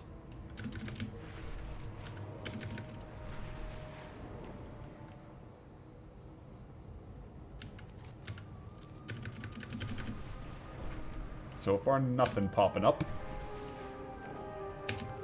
Definitely check the value of the dyes and the inks, because sometimes, yeah, sometimes the glyphs are profitable, sometimes the dyes are better, sometimes inks are, sometimes the pigments are better than the inks too, so it can really depend. It's worth checking before you craft it, for sure. Just to maximize, if you're milling your own herbs, to maximize the gold per herb.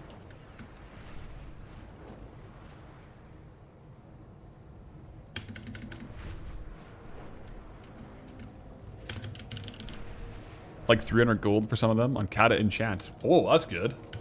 Yeah, that's really good, actually.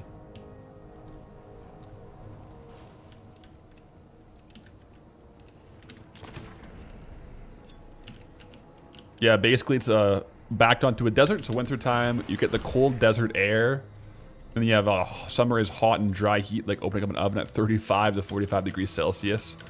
Ooh. Yeah. That's some temperature differences for sure. Bacon. Yeah, here, like, it can get up to, like, 40 in the summer Celsius, but nights, it'll get down to, like, 18 to 20. It does drop quite a bit. Oh, maybe some of the hot nights it stays at, like, 30 to 28, actually.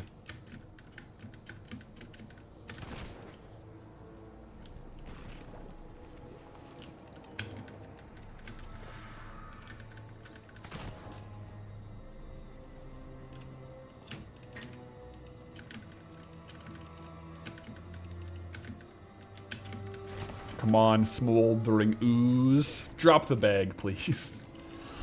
Just one time so we know it drops. That's all I ask. The problem is, it's much easier to confirm an item does drop than it is to confirm that an item doesn't drop. You know what I mean? Like, technically speaking, you can't ever 100% confirm that it doesn't drop. There's always a small chance you just got unlucky. That's the problem. Confirming an item does drop, easy. Right? If it drops, then it's confirmed. It does drop. Confirming a negative, proving a negative, a little more difficult. Then you gotta use statistics.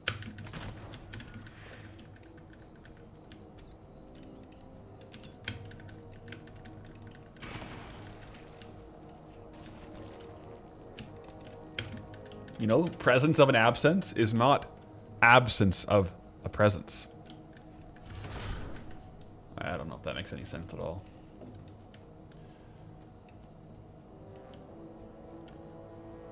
Where are the oozes at? I want to see how many kills I have. I guess, yeah, the only way to prove is to look at the code. So we have 24 kills on these oozes. Let me just add that up. And then we'll go kill the other oozes real quick.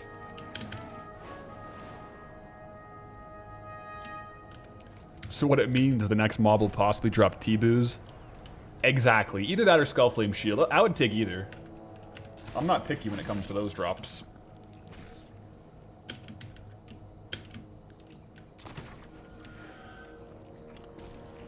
I'll clear out these guys here. And then we'll add up the total amount of kills, and we'll do a little bit of stats magic now that we unlocked the formula. Yeah, exactly. Absence of evidence is not evidence of absence. Yeah. That's right.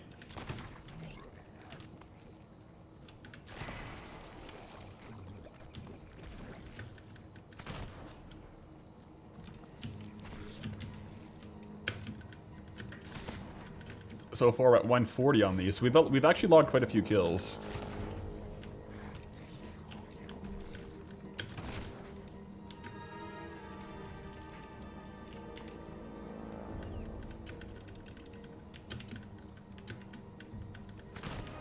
I will clear out the crypt again though, to see, just to get like a good sum total of all these guys here. Don't mind if I do.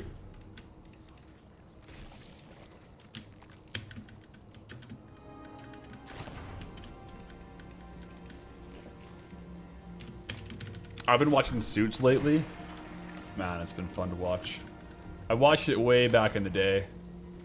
And I'm just rewatching it with Pathway for her first time. We just started season 7, so we're getting close to the end actually. It's good watch though.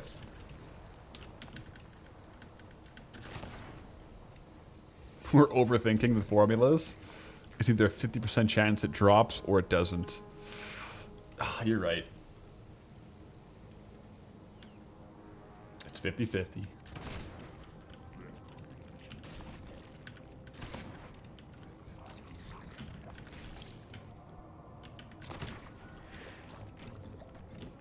Alright, use the last couple here, then we'll add it up and do some maths. Okay. So, how many kills? Oh, I gotta have a corpse to see the kills. 155. So total kills on oozes is 229. And the formula is 1 minus... Assuming the drop rate is 0.00... Like 0.8%. Wait, no, that's too low, right? There we go. To the power of how many kills we got, this is the chance that we didn't get it. So if the drop rate is actually 0.8%, with a sample size of 229 kills on these guys, there is an 80... Well, one sec. An 84.1% chance with that sample size that we would have gotten the bag within 229 kills. So there's a 16% chance, based on our sample size, that it does drop and we just got unlucky. You know, is what it is. But so far, no drops for us, guys.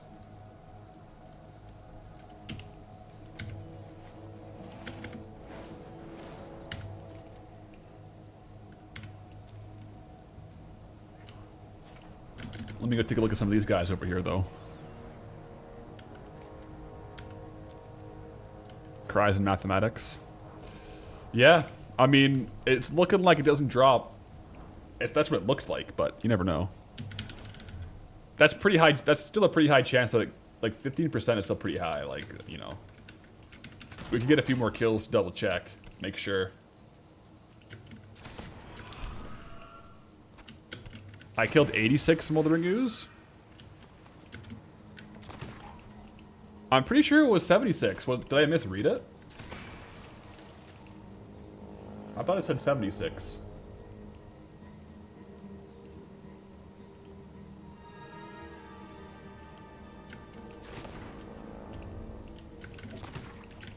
Hopefully we get the forager's pants while we wait here, though, for the respawns.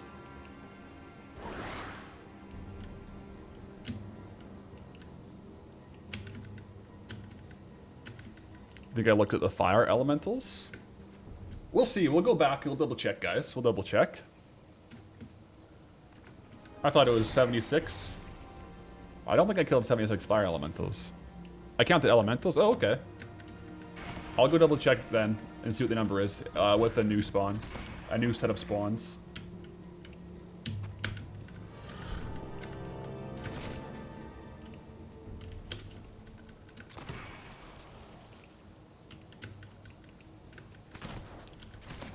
Yo, this guy's out here questing. Respect. Out here farming, out trying to level up. I can respect that, bro. 100%.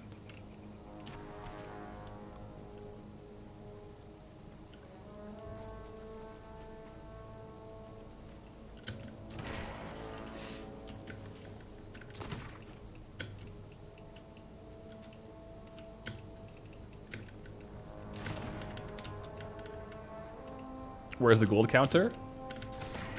I haven't cleared the mailbox for the week, so we don't have like we don't have the WoW token gold counter up there because we're not clearing mailboxes. Ooh, sandals! I'm not clearing mailboxes on stream, but there we go. Bluegill sandals, good value, but a pretty bad average sale price. That's weird. But that's one of the ones we were farming. We got those on our hardcore character yesterday. But yeah. Good market value, historical price, all good, all things pointing to good value, but we'll list it for sure.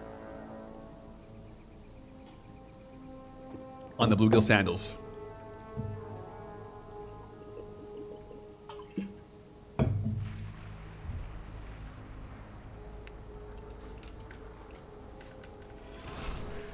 Now we just need the leggings, and then we have all the bluegill drops.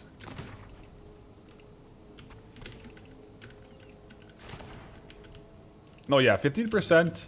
I feel like to come to like a relatively like decent conclusion, you want to be like 95% on this number. That's a pretty solid conclusion. Even then, though, it's just like you can never prove it. No matter how many kills you get, you can't prove it doesn't drop. There'll always be a small chance that you just got unlucky. I mean, imagine if we were doing the exact same thing, trying to prove Night Slayer chest doesn't drop, right? For example, 1 minus 0.2 to the power of 34. Right? That's the percentage chance that you don't get Night Slayer. Move the decimal point like 2, right? So like if the decimal was right here. Insane. You just can't prove it. You can just get unlucky, which we have proven with Night Slayer chests. You can most definitely get unlucky in this game repeatedly with a high drop rate. Oh, they share appearance with something from Black Fathom Depths, which might be why they have the low sale average. Gotcha. So they're only really valuable to collectors who want the actual item ID. not just the appearance.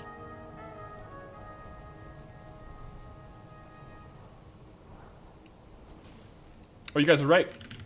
I had 86 kills. I looked at the elementals. I was wrong, and you guys were right. Here we go. My bad.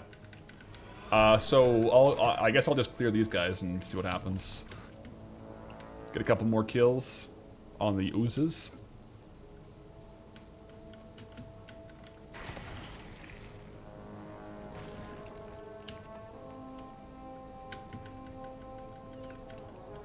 The first run on... the first Molten Core run I do on my Ret Paladin, the Night Slayer chest will drop. Almost guaranteed, yeah. On the retail Paladin. On my, like, crafting alt, yeah. 100%. That's just how it works. Along with the second binding. Oh my goodness, you guys. Imagine. Yeah, that would be painful.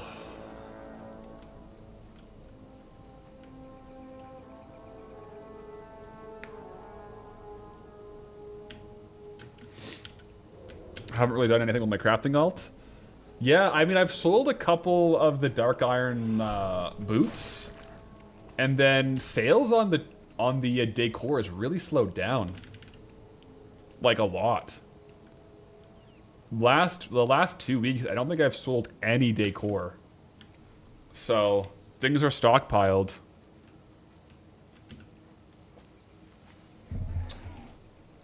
Yeah.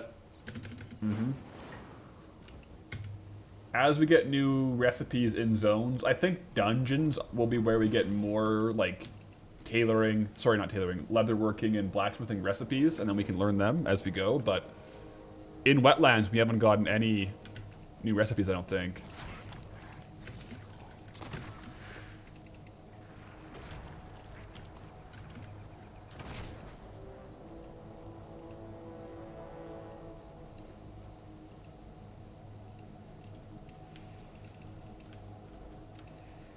Next patch, maybe get to sell decor, a lot of new housing items from vendors. Yeah.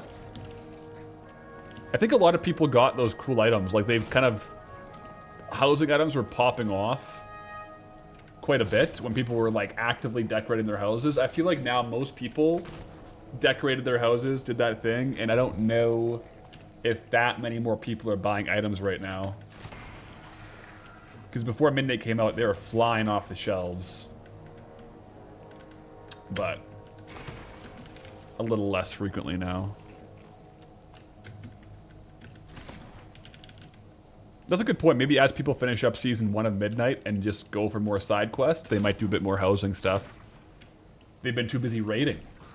Guys, get out of the raids, get back into your house, and buy my Loch Madan bearskin rugs that are definitely from Loch Madan. Not counterfeit from Sunken Temple.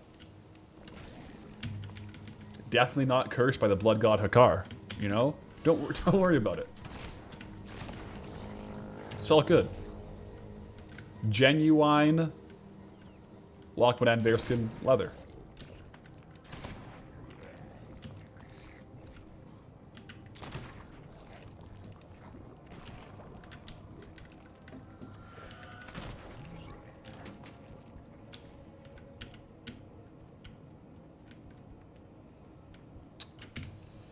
Alright, while these guys respawn, I gotta use the washroom and, I guess get a refill on my water. Maybe even a coffee, I don't know. While I'm gone, though, guys, Boo has full authority for all things on stream. So Boo is the boss while I'm gone, guys. Any concerns, issues, requests can be made directly to Mr. Bossman here. He's snoozing, though, so drop the Pathel 2 Boos and the Pathel 2 Boo 2s, and I'll be right back. Oh, sorry, did I wake you up?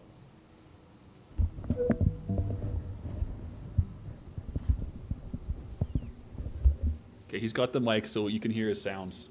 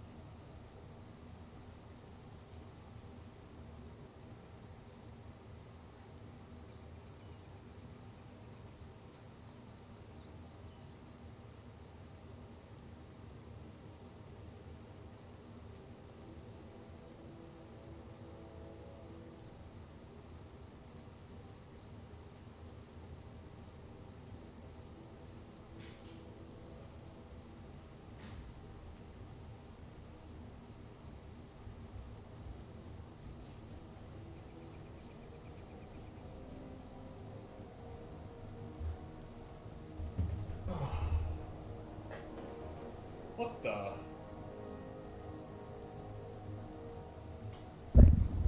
Guys, Boo left? What?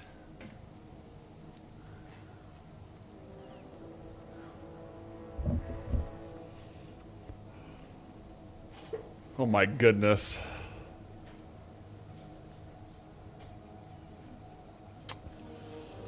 Boo left, you guys? Oh no. That's a little unfortunate. Sorry about that. I'll have a word with him later about that.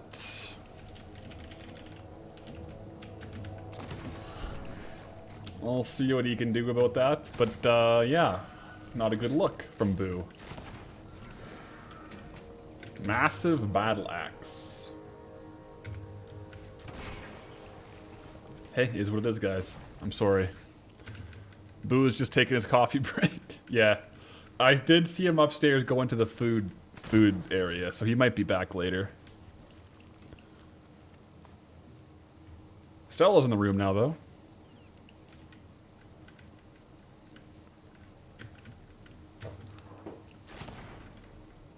So she's out here hanging out. Oh, never mind. It's just us. No more cat cam, guys. If Boo comes back, we'll pop it back up. But we'll take it off for now.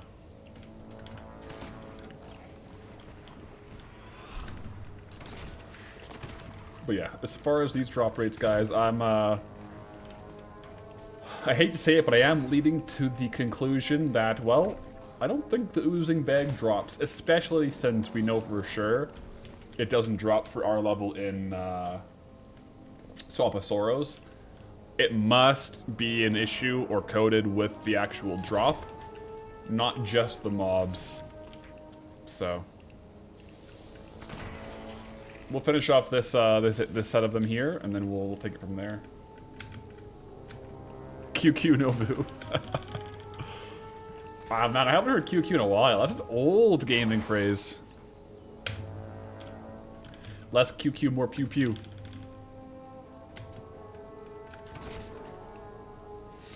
Not that I should, but would it drop for my crafting alt? Yeah, I'm pretty sure if I leveled my crafting alt to the right level and then played around with Chromie time, I could get it to drop for my crafting alt, yeah. Most likely. Similar thing probably with Swamp of Sorrows ones. But like I said, for actually farming the oozling, I think Swamp of Sorrows is by far the better choice than here. Because the bags here are a 0.8% drop rate, and Swamp, they're like a 20% drop rate, and they're on the pickpocket tables. So you can farm a lot more bags. But even then, from the bag, it's a 1.4% drop rate. So it's still pretty rare, because it's a 20% drop to a 1.1% drop.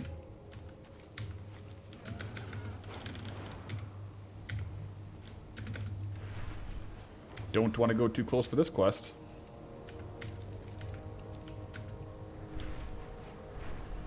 Boo is back, guys. He's looking out the window. Maybe he'll come back to the cat cam spot. Stranger things have happened.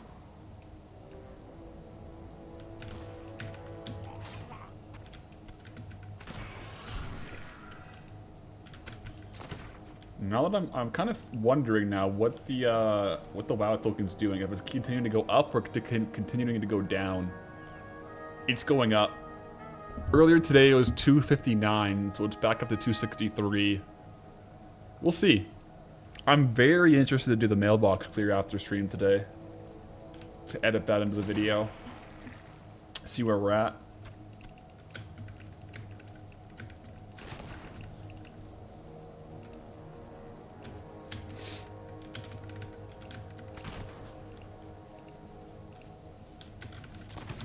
Get some trade goods going. If we have a couple good transmog sales, whether from Loch Badan or even potentially other zones, right, could make a big difference. Like realistically, like one transmog sale from our backlog or two decent ones could make up 100k. We have a lot of items on sale.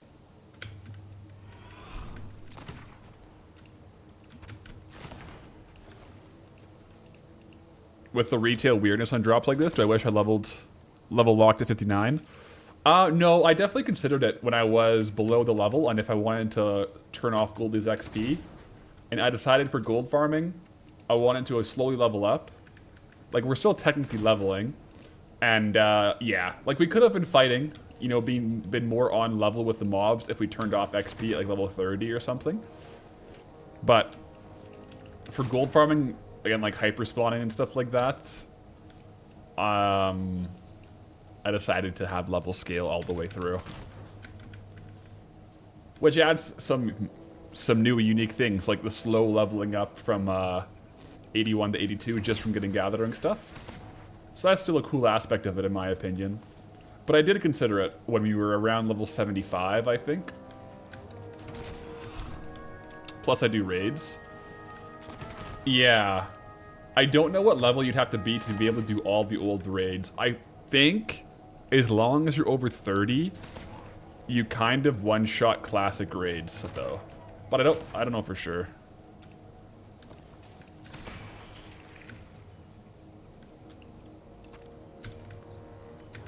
No MC when XP capped? Okay, yeah.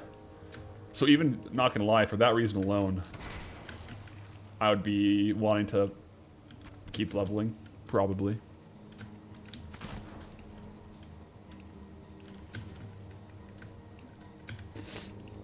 And yeah, we also have Kata raids. Like, right now, every week we do our Blackwing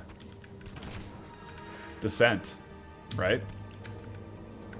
So we're doing Kata heroics dungeons and Kata raids, so it's worked out well for us. And then also from like a general farming perspective, I mean, we're no druid for hyper spawns or for AoE world farming, but it helps the gold per hour for sure for getting these like open world stuff.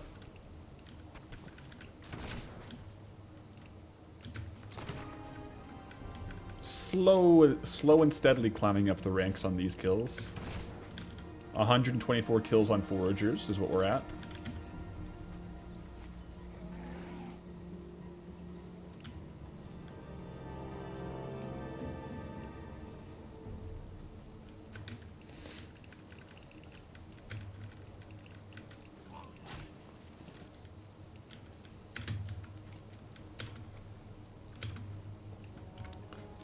Alright. A little bit of a rare loop here. I've been farming down here. And I haven't had any, haven't had the rare spawn yet. We've been all around here, but I haven't seen it. Two toes. I wonder if it's, like, quite rare. Oh!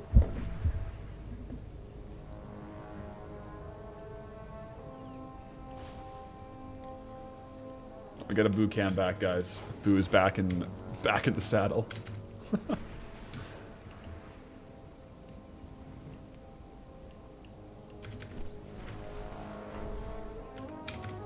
Got a little distracted there.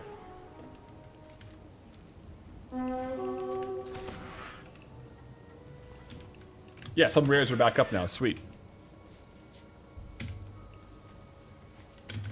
I am surprised that we haven't gotten one treasure chest today, though. Those treasure chests can be massive as far as loot. Oh, nice. Yeah, all the rares are respawning. Perfect.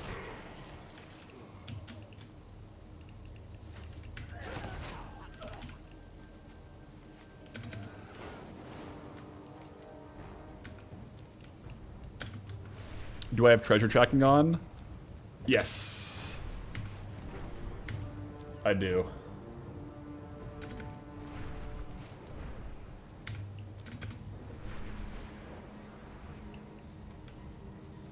Yeah, it can be tough though, sometimes swapping back and forth, like with assassination. It auto defaults to be off. I think I should try top view for the cat cam. The problem is, this is like the max distance that the webcam USB can go. I couldn't get any, like it's like fully like laid out across the table. I can't get any elevation on that without like a USB extender.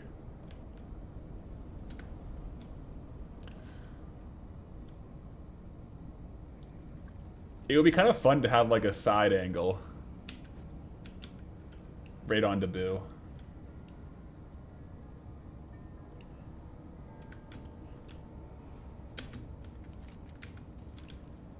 There we go. Leech Widow is up as well. Take out Leech Widow for the loot. Some Greenweave gloves with a fire flash. Not a bad little drop.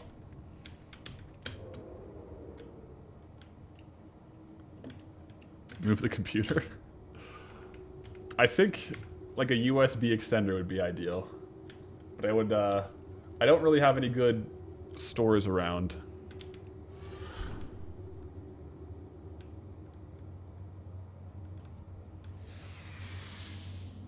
Get that. What's the book next to Boo?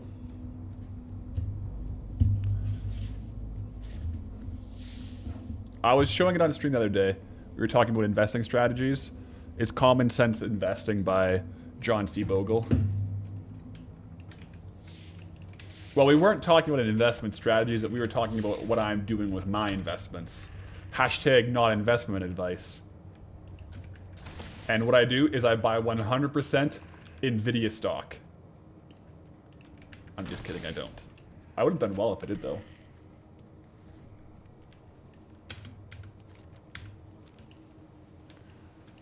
What am I doing? I'm just pretty basic. I just buy index, like I buy Vanguard, like Boo, index funds. Yeah. S&P and chill, exactly same. That is, that's all I do. I don't really think about it too much. I just dollar cost average in, and then every month I kind of have some money I'm setting aside for like savings, and then I put it into there. Personally. It seems like the rares are on an actual timer here. Like they're all up at the same time.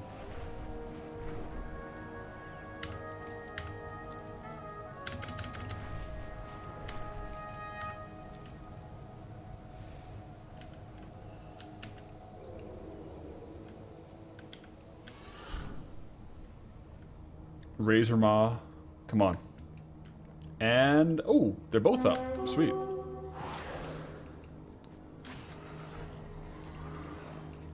Ew, inventory is, oh my goodness. It definitely is a full inventory, guys. Okay.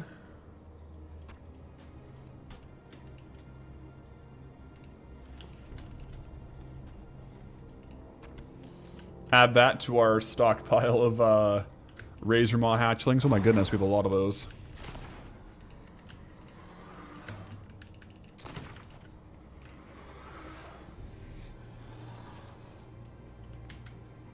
You tried day trading like a decade ago with a very small amount? Yeah. I feel like I would just focus on it too much. Can be very stressful, I assume. Plus, like... it's very mentally taxing because you're always looking at it, always thinking about it.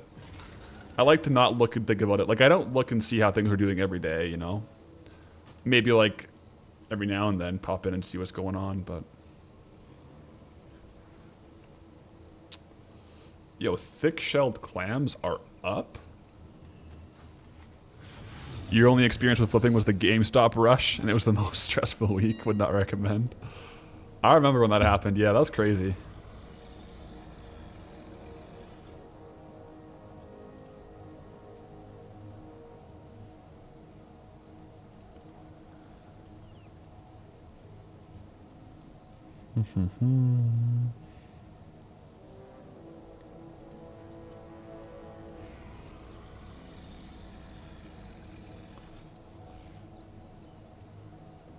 Get this all listed up nice and quick here. We actually went over to 154k.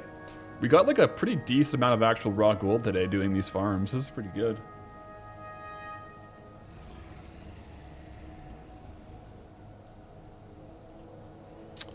Wool isn't too valuable right now. That's all good though. We'll still get it posted up.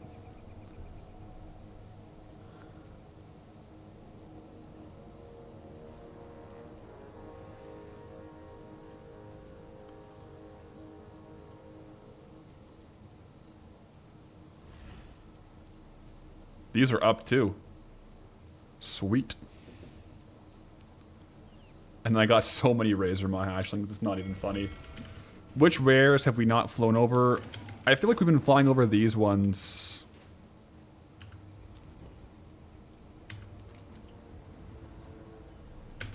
We've been flying over these ones back and forth, getting the globs and whatnot, so we'll see, but... Raptor rare? I just killed the Raptor rare. But I think... Yeah, I think these ones... I was just down in the crypt too. So unless this one is up, I think that's all of them recently that we've... Oh, there we go. Yeah.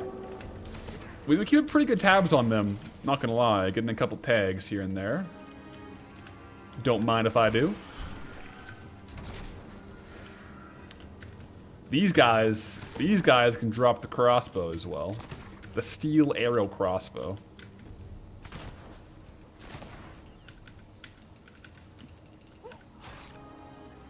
Is it on the, let me see if I can find it on the auction house to show you guys.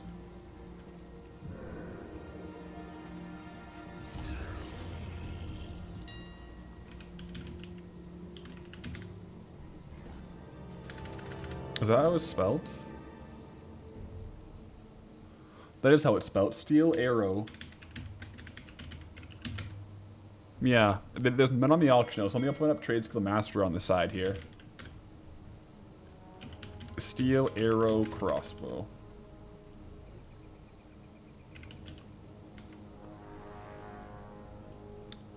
Could find it in collections. Oh, does it show the gold if I hover over it? Let me see.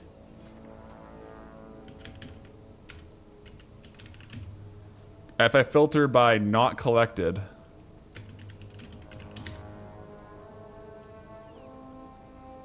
I guess I have to go hunter.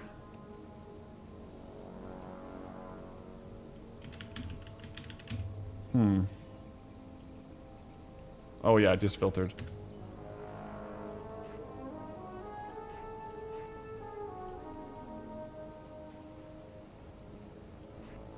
You gotta go by crossbow.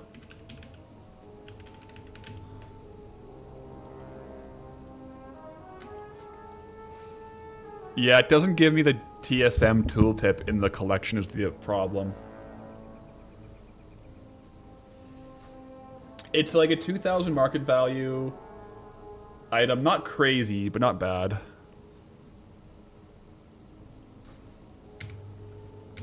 I kind of... Yeah, why doesn't the collection log give you a TSM tooltip? It'd be handy. I'll just get one real quick and show you. Oh, that's annoying that they evade after you kill the guy they're fighting. Yeah, that's not ideal. Kill the guy they're fighting. And evade.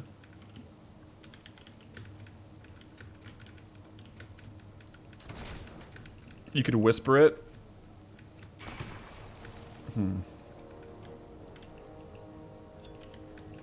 Yeah, you could probably link it, couldn't you?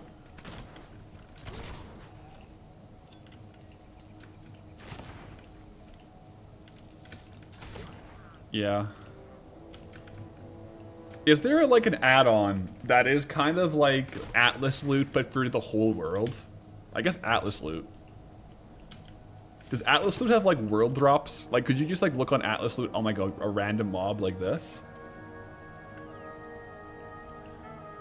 I always thought Atlas loot was just dungeons, but maybe... I have all the things, but I can't click on it.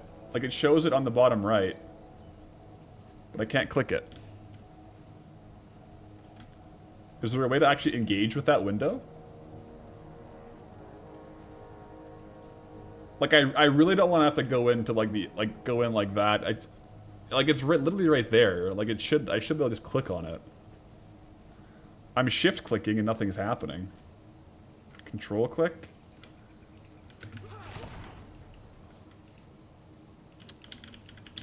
Surely there's a way to get ATT to like, if it's on the tooltip, to be able to like just look at the item. Control Alt click? I could try Control Alt click. Nope. Nothing.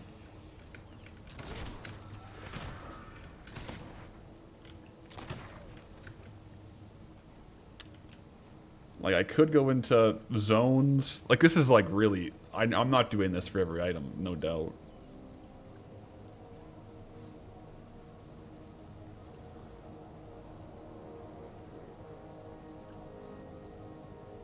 There, you can go all the way through to do it. That's the crossbow. Got it, guys. So, we can go in and do it that way. We can go in and do it that way for zone drops. It shares a lot of appearances, though. So I don't know about all that.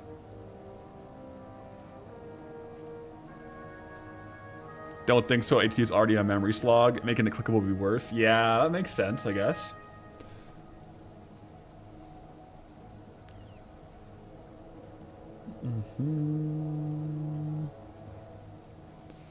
Love that it pulls up the 3D file on the top right. That is nice, yeah. Little spinning around item.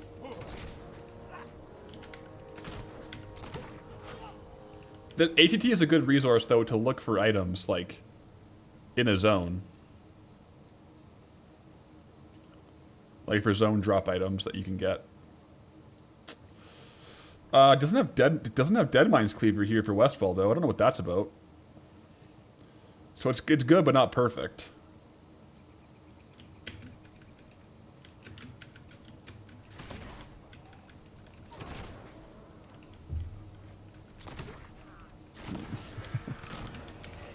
Yeah. I need a separate computer for ATT. Hey, I'm not opposed. I'll probably look at just... I have a bunch of components around. I'll see what I have. Maybe making a second PC.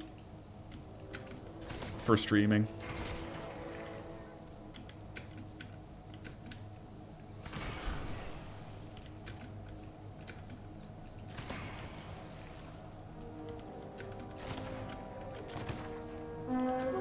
Gnawbone! What's good, bro? Challenge to farm all the things in the zone before unlocking a new zone. Could do that. That's pretty much exactly what Nabble's zone locked is, though. So I don't think I'd want to copy him directly.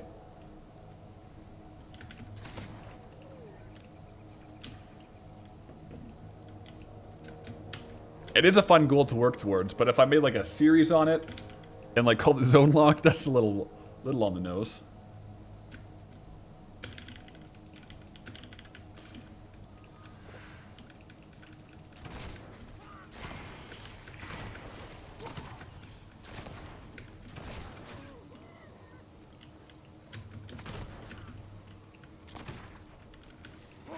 These mobs are interesting with their evade tech. The evade techniques here.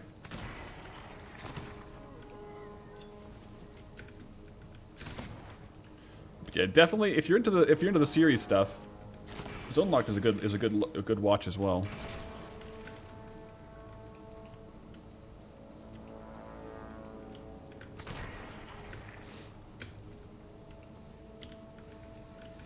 You want to start a gold challenge that isn't a copy of Goldbound, not for YouTube, just personal. There's like that's the beauty of it. There's just like there's so many different ways you could do it. And if you're doing a personal challenge, like for me, gold has always been like an aspect, and gold farming is always something I like. Testing gold farms. So what I would say is just like take your favorite aspects of the game and construct a challenge around those aspects. Whether that's questing like Lore Master, maybe it's pet battling, collecting pet battles, whatever, you know what I mean?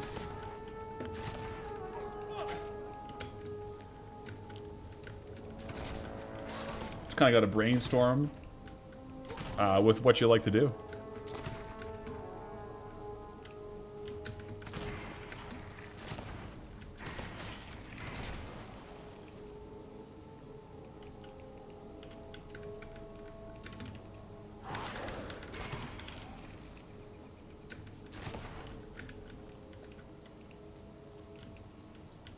I don't actually know the drop rate on the crossbow, though. They're pretty easy to farm, though. Like, there's a ton around here.